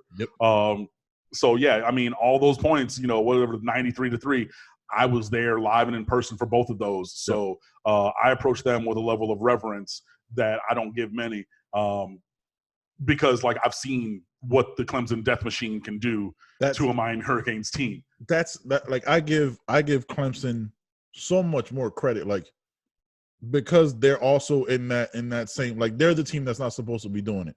Like I could watch them and appreciate them more because of like, oh man, you little brother, all right, you done grown up. Because Clemson was nothing till we came. Like I don't remember Clemson ever. Like honestly, like I don't remember them. Right. I mean, there was a couple decent years. You know, they had C.J. Spiller. They had Charlie Whitehurst. You know, so you talk a couple 8-9 win seasons. But they were never this. They were never. I mean, and I went to that Orange Bowl when West Virginia blew them out. Because, again, I worked at Miramar High School. Right. I got tickets from the football coach because that was Geno Smith, Stebbin Bailey, Ivan McCartney, and a couple other guys who were walk-ons or, like, preferred walk-ons on that team. So I was like, cool, I'm going to go see, you know, these kids whose games I announced in high school and, like, who I know from, like, around the way. I'm going to go watch that. And I remember – and that was when they debuted that touch pass to Tavon Austin. Yeah. And I think that West Virginia scored again from that Orange Bowl all those years ago. So I went into the 2015 game – talking a little shit because, like, hey, the last time y'all came down here, y'all got right out of the building. And, yeah, one of their journalists or guys from their SB Nation blog, he was like, we don't talk about that. It's not about that. You're going to see that. And I was like, okay, well, you're upset. He was like, no, we've just moved on. I said, okay, you know, hashtag Clemsoning, y'all going whatever. They Clemson that ass, boy. I said, oh. I said, I see what he was talking about. My bad. That 58-0 was crazy. Like, I appreciate Clemson more than I watch Alabama. Alabama's just, you know what I mean? Like I get it, but there's no like, you watch. I guess I appreciate the quarterback play more. Now they got Tua. You know what I mean? And he's solid, but they haven't had like I don't know what he's gonna be in the pros, right? Like you see Clemson, and you see like proven commodities. You know what I mean? Like they have some guys that come out that are real time game changers, like. That freshman last year, that freshman wide receiver that made that one-handed catch that was just balling. Justin Ross. Yeah, I'm just watching these dudes like, hey, man, wait a second now. And then Then you dig in deeper. It's like, oh, you think that like, oh, Miami could have had him. I mean, like with all these players that they kind of not Justin Ross specifically, but like these South Florida kids, right? Like they missed, so they're re-entrenching themselves, which Mark Rick started, and Manny Diaz is obviously keeping on. So like, you have these players that you kind of want to get, but you know you can't get them all, right? Like you can't get them all, but Miami needs to get a bigger share of the top end guys. Yes. So, you know, like Frank Ladson, who's a freshman at Clemson this year, was a 4-star, borderline 5-star guy, you know, 6'4", up to 200-pound wide receiver. He's out there making one-handed touchdown catches in their opener. Ho-hum, you know, no big deal. But yeah, I mean, yeah, you just got to start to get. And I mean, recruiting was where I started blogging. That is my first love, just coming over from the NCAA video game and things like that, just following it in real life, the neurotic way that I would do it in the games and everything. And I mean, I've written two things about it. Number one, this year I wrote a feature talking about how a championship team or teams to raise the level of their performance, they recruit South Florida. And I mean, all teams. You look at championship teams, you look at MAC teams who are just trying to elevate a little bit, Akron, Toledo, all these. There are players down here that people are going to get. So I urge you to go read that. Also, I wrote a feature last summer called The Recruiting Rules, where I talked to a bunch of different recruiting journalists and gave my own feedback as well about, basically the 9 things that teams do to build a championship roster. And yeah, I mean, it is, if you look at it and put those two things together, focusing in South Florida, that's where you're going to get your game changers. Yes. It just is. Your Dalvin Cooks, your Frank Ladsons, Lamar Jackson is from Boynton Beach. I know that most teams didn't think that he was a quarterback coming out. Miami contacted him really late as a potential add in that class. And, we'll try him at quarterback, but likely moving to wide receiver. But even still, he's a guy from down here. All the kids from Aquinas, they go everywhere. Jordan Battle, a safety at Alabama, he had an interception. Tyreek Stevenson, Pat Surtain, the list goes on and on of these elite, uber elite guys. Was it Patrick Peterson? Because he had he changed his name when he went to LSU. Patrick Johnson was his name at the time, and then he changed it to Pat Pete from Pompano Ely. And I saw him in high school play against Miramar, and that dude was like, you ever seen that Bugs Bunny cartoon where he plays baseball and it's first base Bugs Bunny, second base Bugs Bunny, third base Bugs Bunny? Yeah. That was Pat Johnson, now Peterson, for Ely. He literally, and I charted it because I was announcing the game on the microphone in the press box. He played quarterback, running back, wide receiver, tight end, kick returner, punt returner, defensive end, linebacker, inside linebacker, outside linebacker, cornerback, and safety, all in the same game, for different snaps. I mean, it was insane, But those are just some of the guys that Miami has lost out on, and you cannot have real championship aspirations and not get any of the top guys at those positions for so long, because you see them in these other places literally changing the game. Yes. And that's where things have to change. Getting a Donald Chaney from Belen Jesuit in this class, I think is a positive step in that direction. But there's so many other guys. Yes. You know what I'm talking about? There's Marcus Rosemy from St. Thomas Aquinas, one of the best wide receivers in America. Where's he going to go? Georgia. So even in this same class, you're still having that talent drain, and it's not just Georgia or Alabama or Clemson. It's all of these places. Ohio State, they come down, they get Marcus, whatever his name is, the running back from Jacksonville, who's committed to Miami for the longest time. Yep. It waits to the end. He says, yep, I'm going to go to O State. Okay, see you, bye. So, boom, that's another top-tier guy who you're losing. Yeah. So, yeah, getting the foundation of the roster is always going to be local. It always is going to be local. It always should just be. Because that's the way that teams recruit. And by local, I mean, in the case of South Florida, it's going to be in the Tri-County area, or for Miami, it's going to be in the Tri-County area. For teams like Alabama, the majority of their team is going to be from Alabama, Mississippi, maybe a little bit Tennessee, Georgia, and Florida. That's their local-ish area. Now, it's hyper-focused for Miami because Coral Gables is in the Tri-County area, so Broward, Palm Beach, and Dade. Obviously, you want to recruit from there. But you cannot continue to miss the absolute cream of the crop here when those are the best guys and you're having them go elsewhere.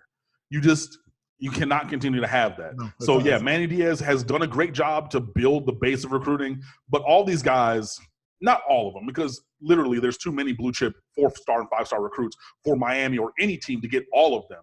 But Miami has to do a better job of getting the players that they need at key positions to stay home. That is absolutely job number one for Manny Diaz. That's 100% right. Like you watching it, just as a fan, right? Obviously, you're more embedded than I am. So it's as a fan, I was like, what are they saying in these in-home visits or the in-school visits that they're missing out on? What is the factor that these kids are looking at? So I have a good friend of mine. He's a teacher at South Dade, right? So South Dade the last couple of years has been a solid school, putting out some really good players. Right. So that's Frank Ladson, if you're listening. That's Tyreek Stevenson, who ended up transferring to Southridge. That's Jaden Francois. That's Keyshawn Washington in this upcoming class. It's what's the name? Who's that? Jaquan Johnson's younger brother. Yeah, who's the corner that we had for 2 years because he transferred in? Damn, he was Javonte Dean. Javonte Dean, like he taught him. You know what I mean? So like, right. So I mean, yeah, just throwing out names. So people are like, oh, South Dade, who are you talking about? Yeah. All those kind of guys. So all like, those kind of guys, you know. Yeah, game changers. Yeah, game changers. So these you got these kids, and you don't, and what he would talk to them and be like, yeah, man, like these kids really don't know about Miami because these are 18-year-old kids, and chances are they were born in 2001, 2002. So they haven't really seen Miami be relevant, and they've seen the 44-0 of Virginia. They've seen the 58, they've seen the 58-0. They've seen the 30. So when you say like, man, I want to go there. If I'm this top level, like I want to go battle against more top level. Like you don't want to be they almost look at it like what he said. One of the players, I don't remember who said it that told it to him, was like, I don't want to be the big fish I don't want to be the only big fish, man. I want to go compete. Like if I know it's just handed to me, it's not going to be fun. It's not going to make me better. And their staff and you know what I mean, like all the stuff behind it, like the I can't think of the word, but yeah. What I was going to say, Donald Chaney Jr., 5-star recruit from Belen Jesuit. He was in an interviewed recently on a podcast or by Manny Navarro from The Athletic, and he was talking about the fact that Donald Chaney Jr., as a current high school recruit, had never heard of Willis McGahee until like last year. Yep. You know what I mean? Yep. Like, hello. Yeah. That's what we're talking about here in real life. So, yeah, for those of us of a certain age, like older, obviously, like, yeah, I mean, I was a freshman with Frank Gore and DJ Williams in 2000. You know what I mean? Like, I remember those guys on campus and everything. Like, I've been around. I saw them, all that. These kids are like, who's that? Willis? He did something? He played in Miami? Did he? What? I mean, I think I've heard of him from my Madden game maybe once or twice, but so they don't even know about the 6-touchdown performance against Virginia Tech. Yep. You know what I'm talking about? They don't even know about the slip screen against Florida State. Yep. You know what I mean? They don't even know that kind of stuff, these iconic plays and things that these guys did recently for the University of Miami. So, I mean, it's incumbent upon the U to just rebuild that brand and push those things, but also say, you do need to get multiple guys so that they're not the only big fish here playing for the Hurricanes, and you push them and say, okay, cool, you're going to be one of the guys because we're also going to bring in yada, yada, yada, and this is how we're going to take Miami back to those heights. So the way that we're talking about these guys, we're going to talk about you. Yeah. But you have to win, which was the last rule of the recruiting rules, because that is proof of concept. You can talk a big game all you want. Al Golden, low-key, recruited better than Mark Richt. Yes. Low-key. Yep. Except for his last class after he got fired. But, like, go back and look at those classes. No, I did. They didn't develop them. They didn't do a lot. At all. But, at all. But he was the salesman able to get them in, and then it fell apart because there was no proof of concept in the terms of performance. Yep. That's where things also need to turn. So you do have to kind of start to see it before you can actually believe it, but you need to get the kids there to be able to do it. So is this kind of cyclical thing? And going back to what you said, hey, a 10-11 win regular season this year in 2019, that's going to be huge for – I think this recruiting class is mostly set, so you're going to add maybe a couple of guys, but 2021 and 22, the subsequent years recruiting classes, if you have an 11-win season, 12-win season this year, you push for a college football playoff spot maybe and things like that, that's where the payoff's going to come. Yeah. I think you go back to that old Golden rosters. Like he had some players on it. Didn't turn into anything. Didn't turn into the wins that it should have turned into. That's why we talked about Cincinnati. But when you have these assassins on defense, and you're like, yo, nah, man, read and react. Don't let the play develop and then attack it. That's not ever been Miami in any way ever. We come in, we smash you in the mouth, we get all the penalties, and then we go home. That's who we are. Right. Exactly. Hit stick, bust stick, talk shit. Yeah. So we're going to go in there. We're going to hit you. We're going to tell you about it. Oh, you crying? Oh, you crying? Your girl going to see you crying. Where's she at? Point to her. Hey, what's up, boo? All right, I'm going to holler at you next playboy, and go back. That's what we do. And from a physical standpoint, Miami is usually a smaller team as opposed to some of these SEC teams that have bigger physical guys. Yep. We're recruiting guys to be defensive, like Braylon Ingraham from St. Thomas Aquinas last recruiting class. We were recruiting him to be that R.J. McIntosh kind of developmental but athletic defensive tackle. Right. He's playing defensive end and outside backer at Alabama. You know what I mean? Like Yeah. that. So that kind of tells you about the disparity of size, and that's fine. But we still have game-ready size. And, dude, but we're going to be quicker. And I love this defensive scheme. One gap, go. Because it's designed to have somebody behind you. Yep. So do your job. And I know you see, dang, well, he went that way. Yeah, because your penetration, this B gap, made him go over there so that we're crashing down or scraping this outside backer, and he's going to go make that play. But if you try to sneak a peek and say, okay, I'm going to deviate from the plan, I'm going to go inside, that, hurts the integrity of the defense, and now you're going to give up a big play. But, yeah, that read and react two-gap P-PAP bullshit that D'Onofrio was running.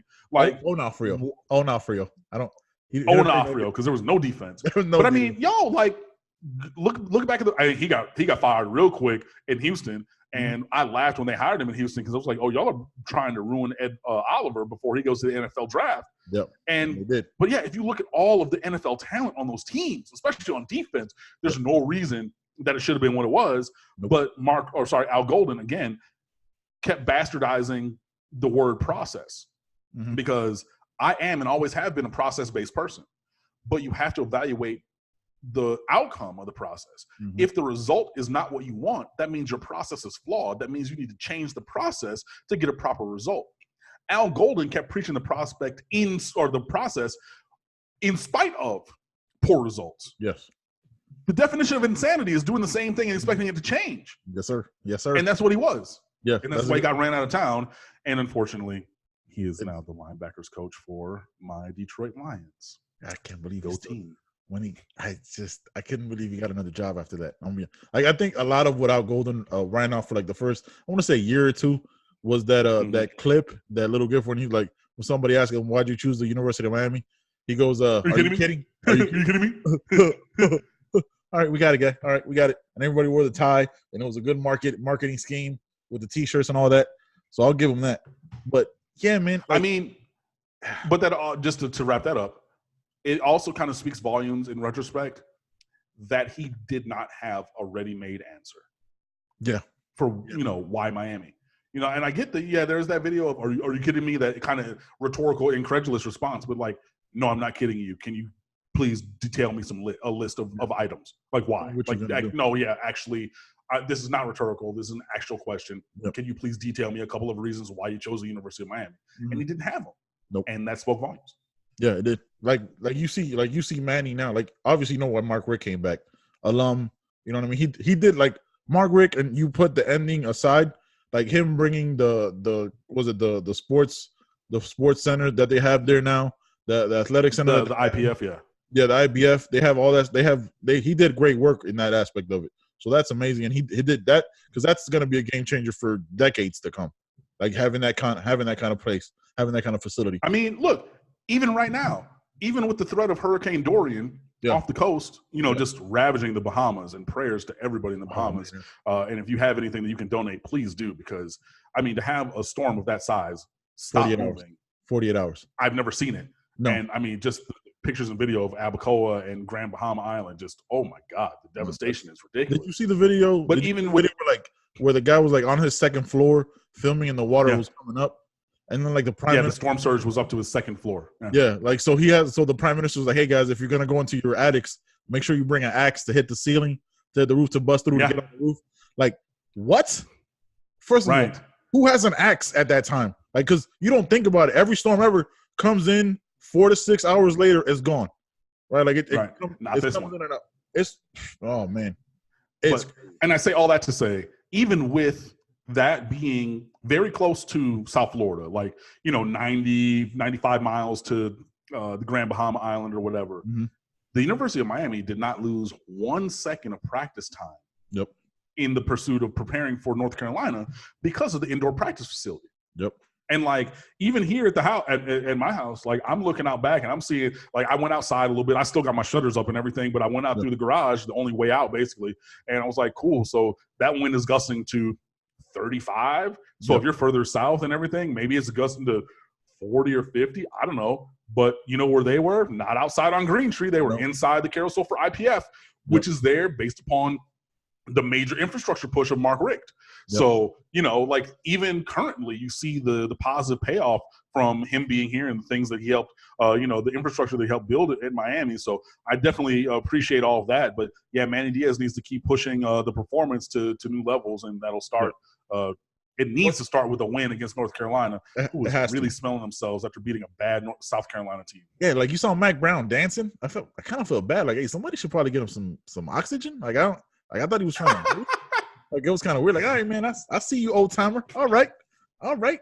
Hey man, we still put up the GIFs and videos of Jim Larinaga dancing after big wins. So hey, let Mac do his thing, bro. Hey man, Jim Larinaga is a legend though, and so absolutely.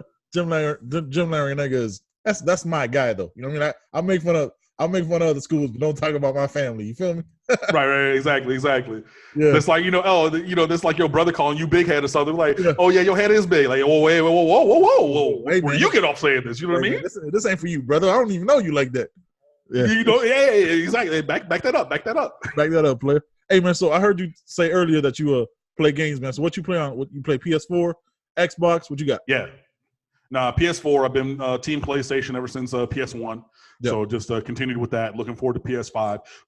By the way, people who have put up the picture of a prospective PS5 build, that's the developer build model. Like they're just using it to develop games. That's not the actual retail model that's coming to your home. Of course not. So that one that kind of looks like a U or whatever, like miss me with that. Y'all don't know games. Shut up. But yeah, right now I'm really just playing MLB The Show is my big one. I'm getting back into Gran Turismo because I watched that Formula One show on Netflix. So I've been watching Formula One racing this season and then getting back into racing games because I haven't done that in a while. The big one that I did, I'm playing Red Dead Redemption 2. I'm probably going to run that back from the beginning. That is one of the greatest games I've ever played. It was so much fun. That's what got me into gaming. Like I remember my little brother has always been the bigger gamer, right? Like because I've always played like sport games. I always play like NCAA. Now I'm heavy into FIFA. Like that's my shit. I love that over any other game. So my brother started playing Red Dead. I was like, man, this is Red Dead the original, and I was like, man, that's crazy. And then when Red Dead 2 came out, I was like, man, I'm gonna have to get that. And I've been playing that. I'll stay up way too late sometimes. Got to be up way too early. And just playing, I was like, man, because the graphics, I feel like I'm watching a movie that I get to participate in. It's crazy. Yo, the cinematic scenes, like when you press the middle button and it gives you the cinematic camera and they have the integrated music as you're riding from place to place, like after a certain event in the story or whatnot. Yo, those look honestly like a movie. It is, it's crazy. But I mean, I love that game. Like I said, I'm very far towards completion in it. Like I'm past the whole story, so I'm just trying to, get all the Easter eggs and things. So I'm gonna try to 100% it, and then I'm probably gonna go back. And then they don't have New Game Plus where you start over with all your items, but I'm probably just gonna run it back from the beginning again, just because I did enjoy it and I missed out on a couple of things like throughout the course of the game that I want to try to do, or just try to play it differently instead of doing the white hat where I'm just good all the way through. I'm gonna do the black hat where I just go and I rob everybody and you gotta live. So whatever, you gotta live it. You know what I'm saying? Hey, look. I'm gonna be outlaw, like just the very epitome of that. So I'm doing that, people in the face, like that's what it is. Exactly. But just for a little stress relief, Destiny and Destiny 2, those are games that I played. Just going and shooting aliens. So just a bunch of people online. I have party chat. I've made good friends out of the party chats we're going through. So doing all the raids and just playing. Whether it's Crucible player versus player, I'm not the strongest in that anymore. I used to be pretty decent, like GoldenEye 64 and one of the early Halos, because somebody had it in the dorm. I was pretty decent in PvP. I'd taken a while off of first-person shooters before I got back in with Destiny, so I'm not the greatest. But if I go on a run, like I can get hot every once in a while. But like, I like that kind of stuff. So, but I mean, you do have to have that kind of senseless violence, just like, you had a bad day and anything. And like low-key, I actually kind of had a bad day today before getting on here, but doing this podcast is a little bit better. But yeah, I'm going to go on and I don't know if it's going to be RDR or Destiny 2, but I'm going to go shoot some animated character in the face. I know that. Man, if you ever have the time, man, like this new FIFA 20, it's wild. Like if you give it, I'm telling you, give it a chance. I see you. It's just it's been so long since I played FIFA like that. Like I remember playing in my dorm room. I remember, in the dorms, I would probably say FIFA 02, 03, back when I was in college. Mm. I was pretty decent then, but I really haven't played it since. Cool. And I bought one a couple of years ago, and I was not good. And my homeboy came over, his first time picking up the sticks. He's like, cool, so we're going to go on the left flank. We're going to switch that. Okay, cross, header, boom. And I was like, bro, just take the game. I'm not even going to fight you. Just like, you're way better than me. Like, and I'm over here trying to play defense and everything, and literally just walk down the field right after the kickoff and scored. I was like, nah, I'm good off that. So it would take a time investment for me to get decent with it, but I might try it. So I picked it up again. Like my friend's been telling me for years to get it, but I kind of fell off gaming just with like work and everything and doing all this and that.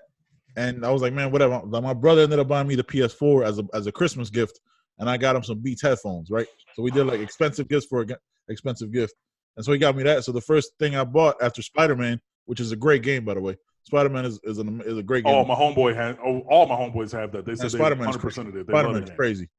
I started playing FIFA, and I mean I never really played it before, so I started from scratch. So wow. Yeah, I started. So I'm playing on like for like whatever rookie or whatever it is. Like I'm starting at the beginning. Now I'm up to like pro, where you're battling in this 1-0 games, and I mean you're deep in it. And the games are only like 11 minutes long. You know what I mean? Because it's a fast 45. So it's it's good in a stress release, you know. But you're in these moments like, oh shit. And then like I've been watching soccer or football, you know what I mean, the European version of it for the last 15 years. So like you fall into it, you get to control these players, and then you get embedded. With this new FIFA, you're gonna be able to play like 5 aside, like where you play like on a basketball sized field, and you get to like pass. You get to like pass off the there's no out of bounds. You get to pass off the boards, and you get to have like all these crazy goals. So it's a totally different. So it's more of a freestyle game. Yeah, bro. You watch someone on like the gameplay online, it's wild. Like I'm like this is a totally different game, and you get to control everything. You make your player. And you could do that. You could even play that online against other teams. So you can play like if you're Liverpool, Real Madrid, like all these big time teams. You pick your 5 and you go up against other players and you build your team like you're building your dream team. It's crazy. This one's different. This is gonna be crazy. No, I mean I might have to check that out. But as you were talking, I was thinking about other games that I might be interested in. The one, and I played like one of the originals that I would love to get back into, Killer Instinct. Oh man, Ultra. Yo, what? The first time I ever did an Ultra, son. Oh, I would love that, or that new Mortal Kombat 97, whatever. Yeah, fam. Yeah, those. It's crazy because my best friend Nick, he plays those games, like those fighting games and everything. So I went over to his place. He still lives up in Detroit or whatever. So I was up there. I evacuated for Hurricane Irma a couple of years ago. So I went up there. And everything. So I was up there for like a week and a half, 2 weeks. It was awesome. So I go over to his apartment, and he's always been like a tech forward person. So he has a projector. He doesn't have a TV. He's a projector and a big white wall. So it's literally like 10 feet wide of like everything that he projects up there. So he's going through, and he was like, okay, I got to finish watching this video and I got to go practice. I'm like, huh? He's like, yeah, I practice at least an hour a day. And I'm like, what are you talking about? So he's like, okay, yeah, but with the fighting games. And he's like, yeah, because you have like 12 frames to get the button press for the next part of this. And if you're trying to counter it, you have like a 6-frame window to be. And I was like, are you serious? He's like, yeah. And I'm like, so if you're going off of 60 frames per second, you're talking, you have like a 1/10 of a second, and you have to press the button in that 1/10 of a second, that specific one, to enact the what. And it was like, oh yeah, no, it's like that. So like this one has like an 18, and it's like, it has a lag between the moves. So you're doing this, and it has like a 22-frame lag between button press and then the initialization of the move, and this. So then you got to plan that, but you already got to be pressing the next thing, but you also had to press the defense, because if that doesn't hit and he blocks it, then you got to be ready to come back. I'm like, fam, nah, that's too much, bro. Like, but he says it like, oh no. It's 2 + 2. It's really easy. So just think about it like this. I'm like, that's you. But I enjoy watching those videos. I would love to be like have better skills at those games. Oh yeah, like that frame per second is not a way I've ever thought about gaming in my life. Like as you saying, right, like, bro. Like I'd never wait. I got a 1/10 of a second. I gotta hit X. Like hold on, man. Like that's a lot of pressure. Right. No. Yeah. You have a 10-frame window, and then after that, you're gonna do whatever. So you're gonna do this, and then you got to wait a little bit, and then you're gonna do it.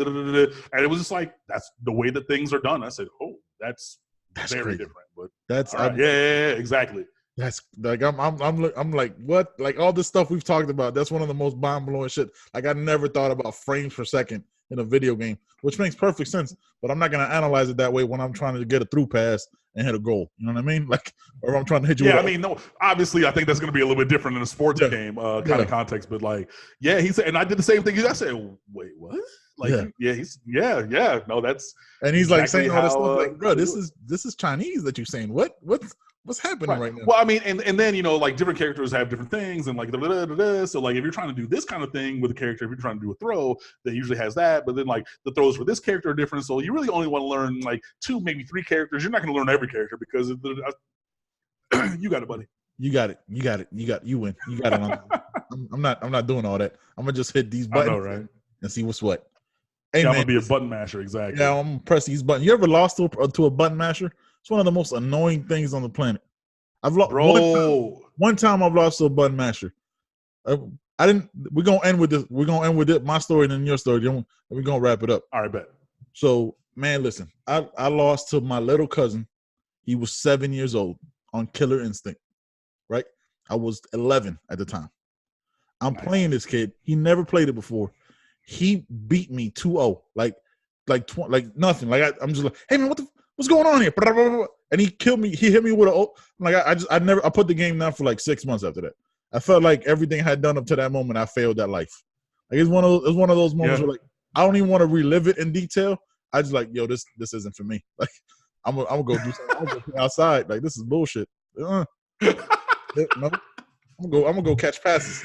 We'll do something else. Hey man, catching those L's is frustrating as hell for sure. But I mean, the one that I really think of was my girl in college. Like, bro, I don't even know. Like we were playing NCAA, and like I didn't lose. I lost to a dude next door to me when the game came out my senior year. And he made it to like the semifinals or finals of like the local tournament or something like that. Mm-hmm. That's the only person I ever lost to. Like, I never lost to NCAA. Bro, her button mashing ass. And I'm like, whatever. And I'm like, okay, cool. Free safety coming down. That weak ass pass. Got that. Touchdown. I'm like, okay, whatever. Yeah. Bruh, I lost that game 24-23 on the last second field goal. I was so mad. And she was just like, so, like, you want to play again? No, damn it. I don't want to play again. Like, that's when he turned off the game hard as shit. Oh, I was so mad. Oh, yeah. I had a crazy comeback win on my boy. I had a first and only time I ever successfully completed a Hail Mary for a win. Like, it was off a tip. Like, he played with Oklahoma and I played with Texas. And it bounced around. And I'm, like when you kind of know where the field is, but they're only zooming in on the ball. So I'm just throwing my guy towards that area, right? And all of a sudden, my guy just shows up, catches it, and runs it for a touchdown. I dropped the control like I really did this shit. Like I coached my guy to make it. I'm running all around. Everybody's drinking. Like, oh, shit. Man, my boy, that was like 15, 16 years ago. I talk to him sometimes on Facebook. First thing I'll say to him, like, hey, man, fuck you and that Hail Mary. Hey man, he cannot let that slide, and you can't let it slide either way. So I mean that is the backbone of a great friendship right there. Absolutely. Cam, man, it's been great to have you on the podcast, man. You're welcome anytime. We've talked about absolutely everything and shit that I didn't even know we were going to talk about.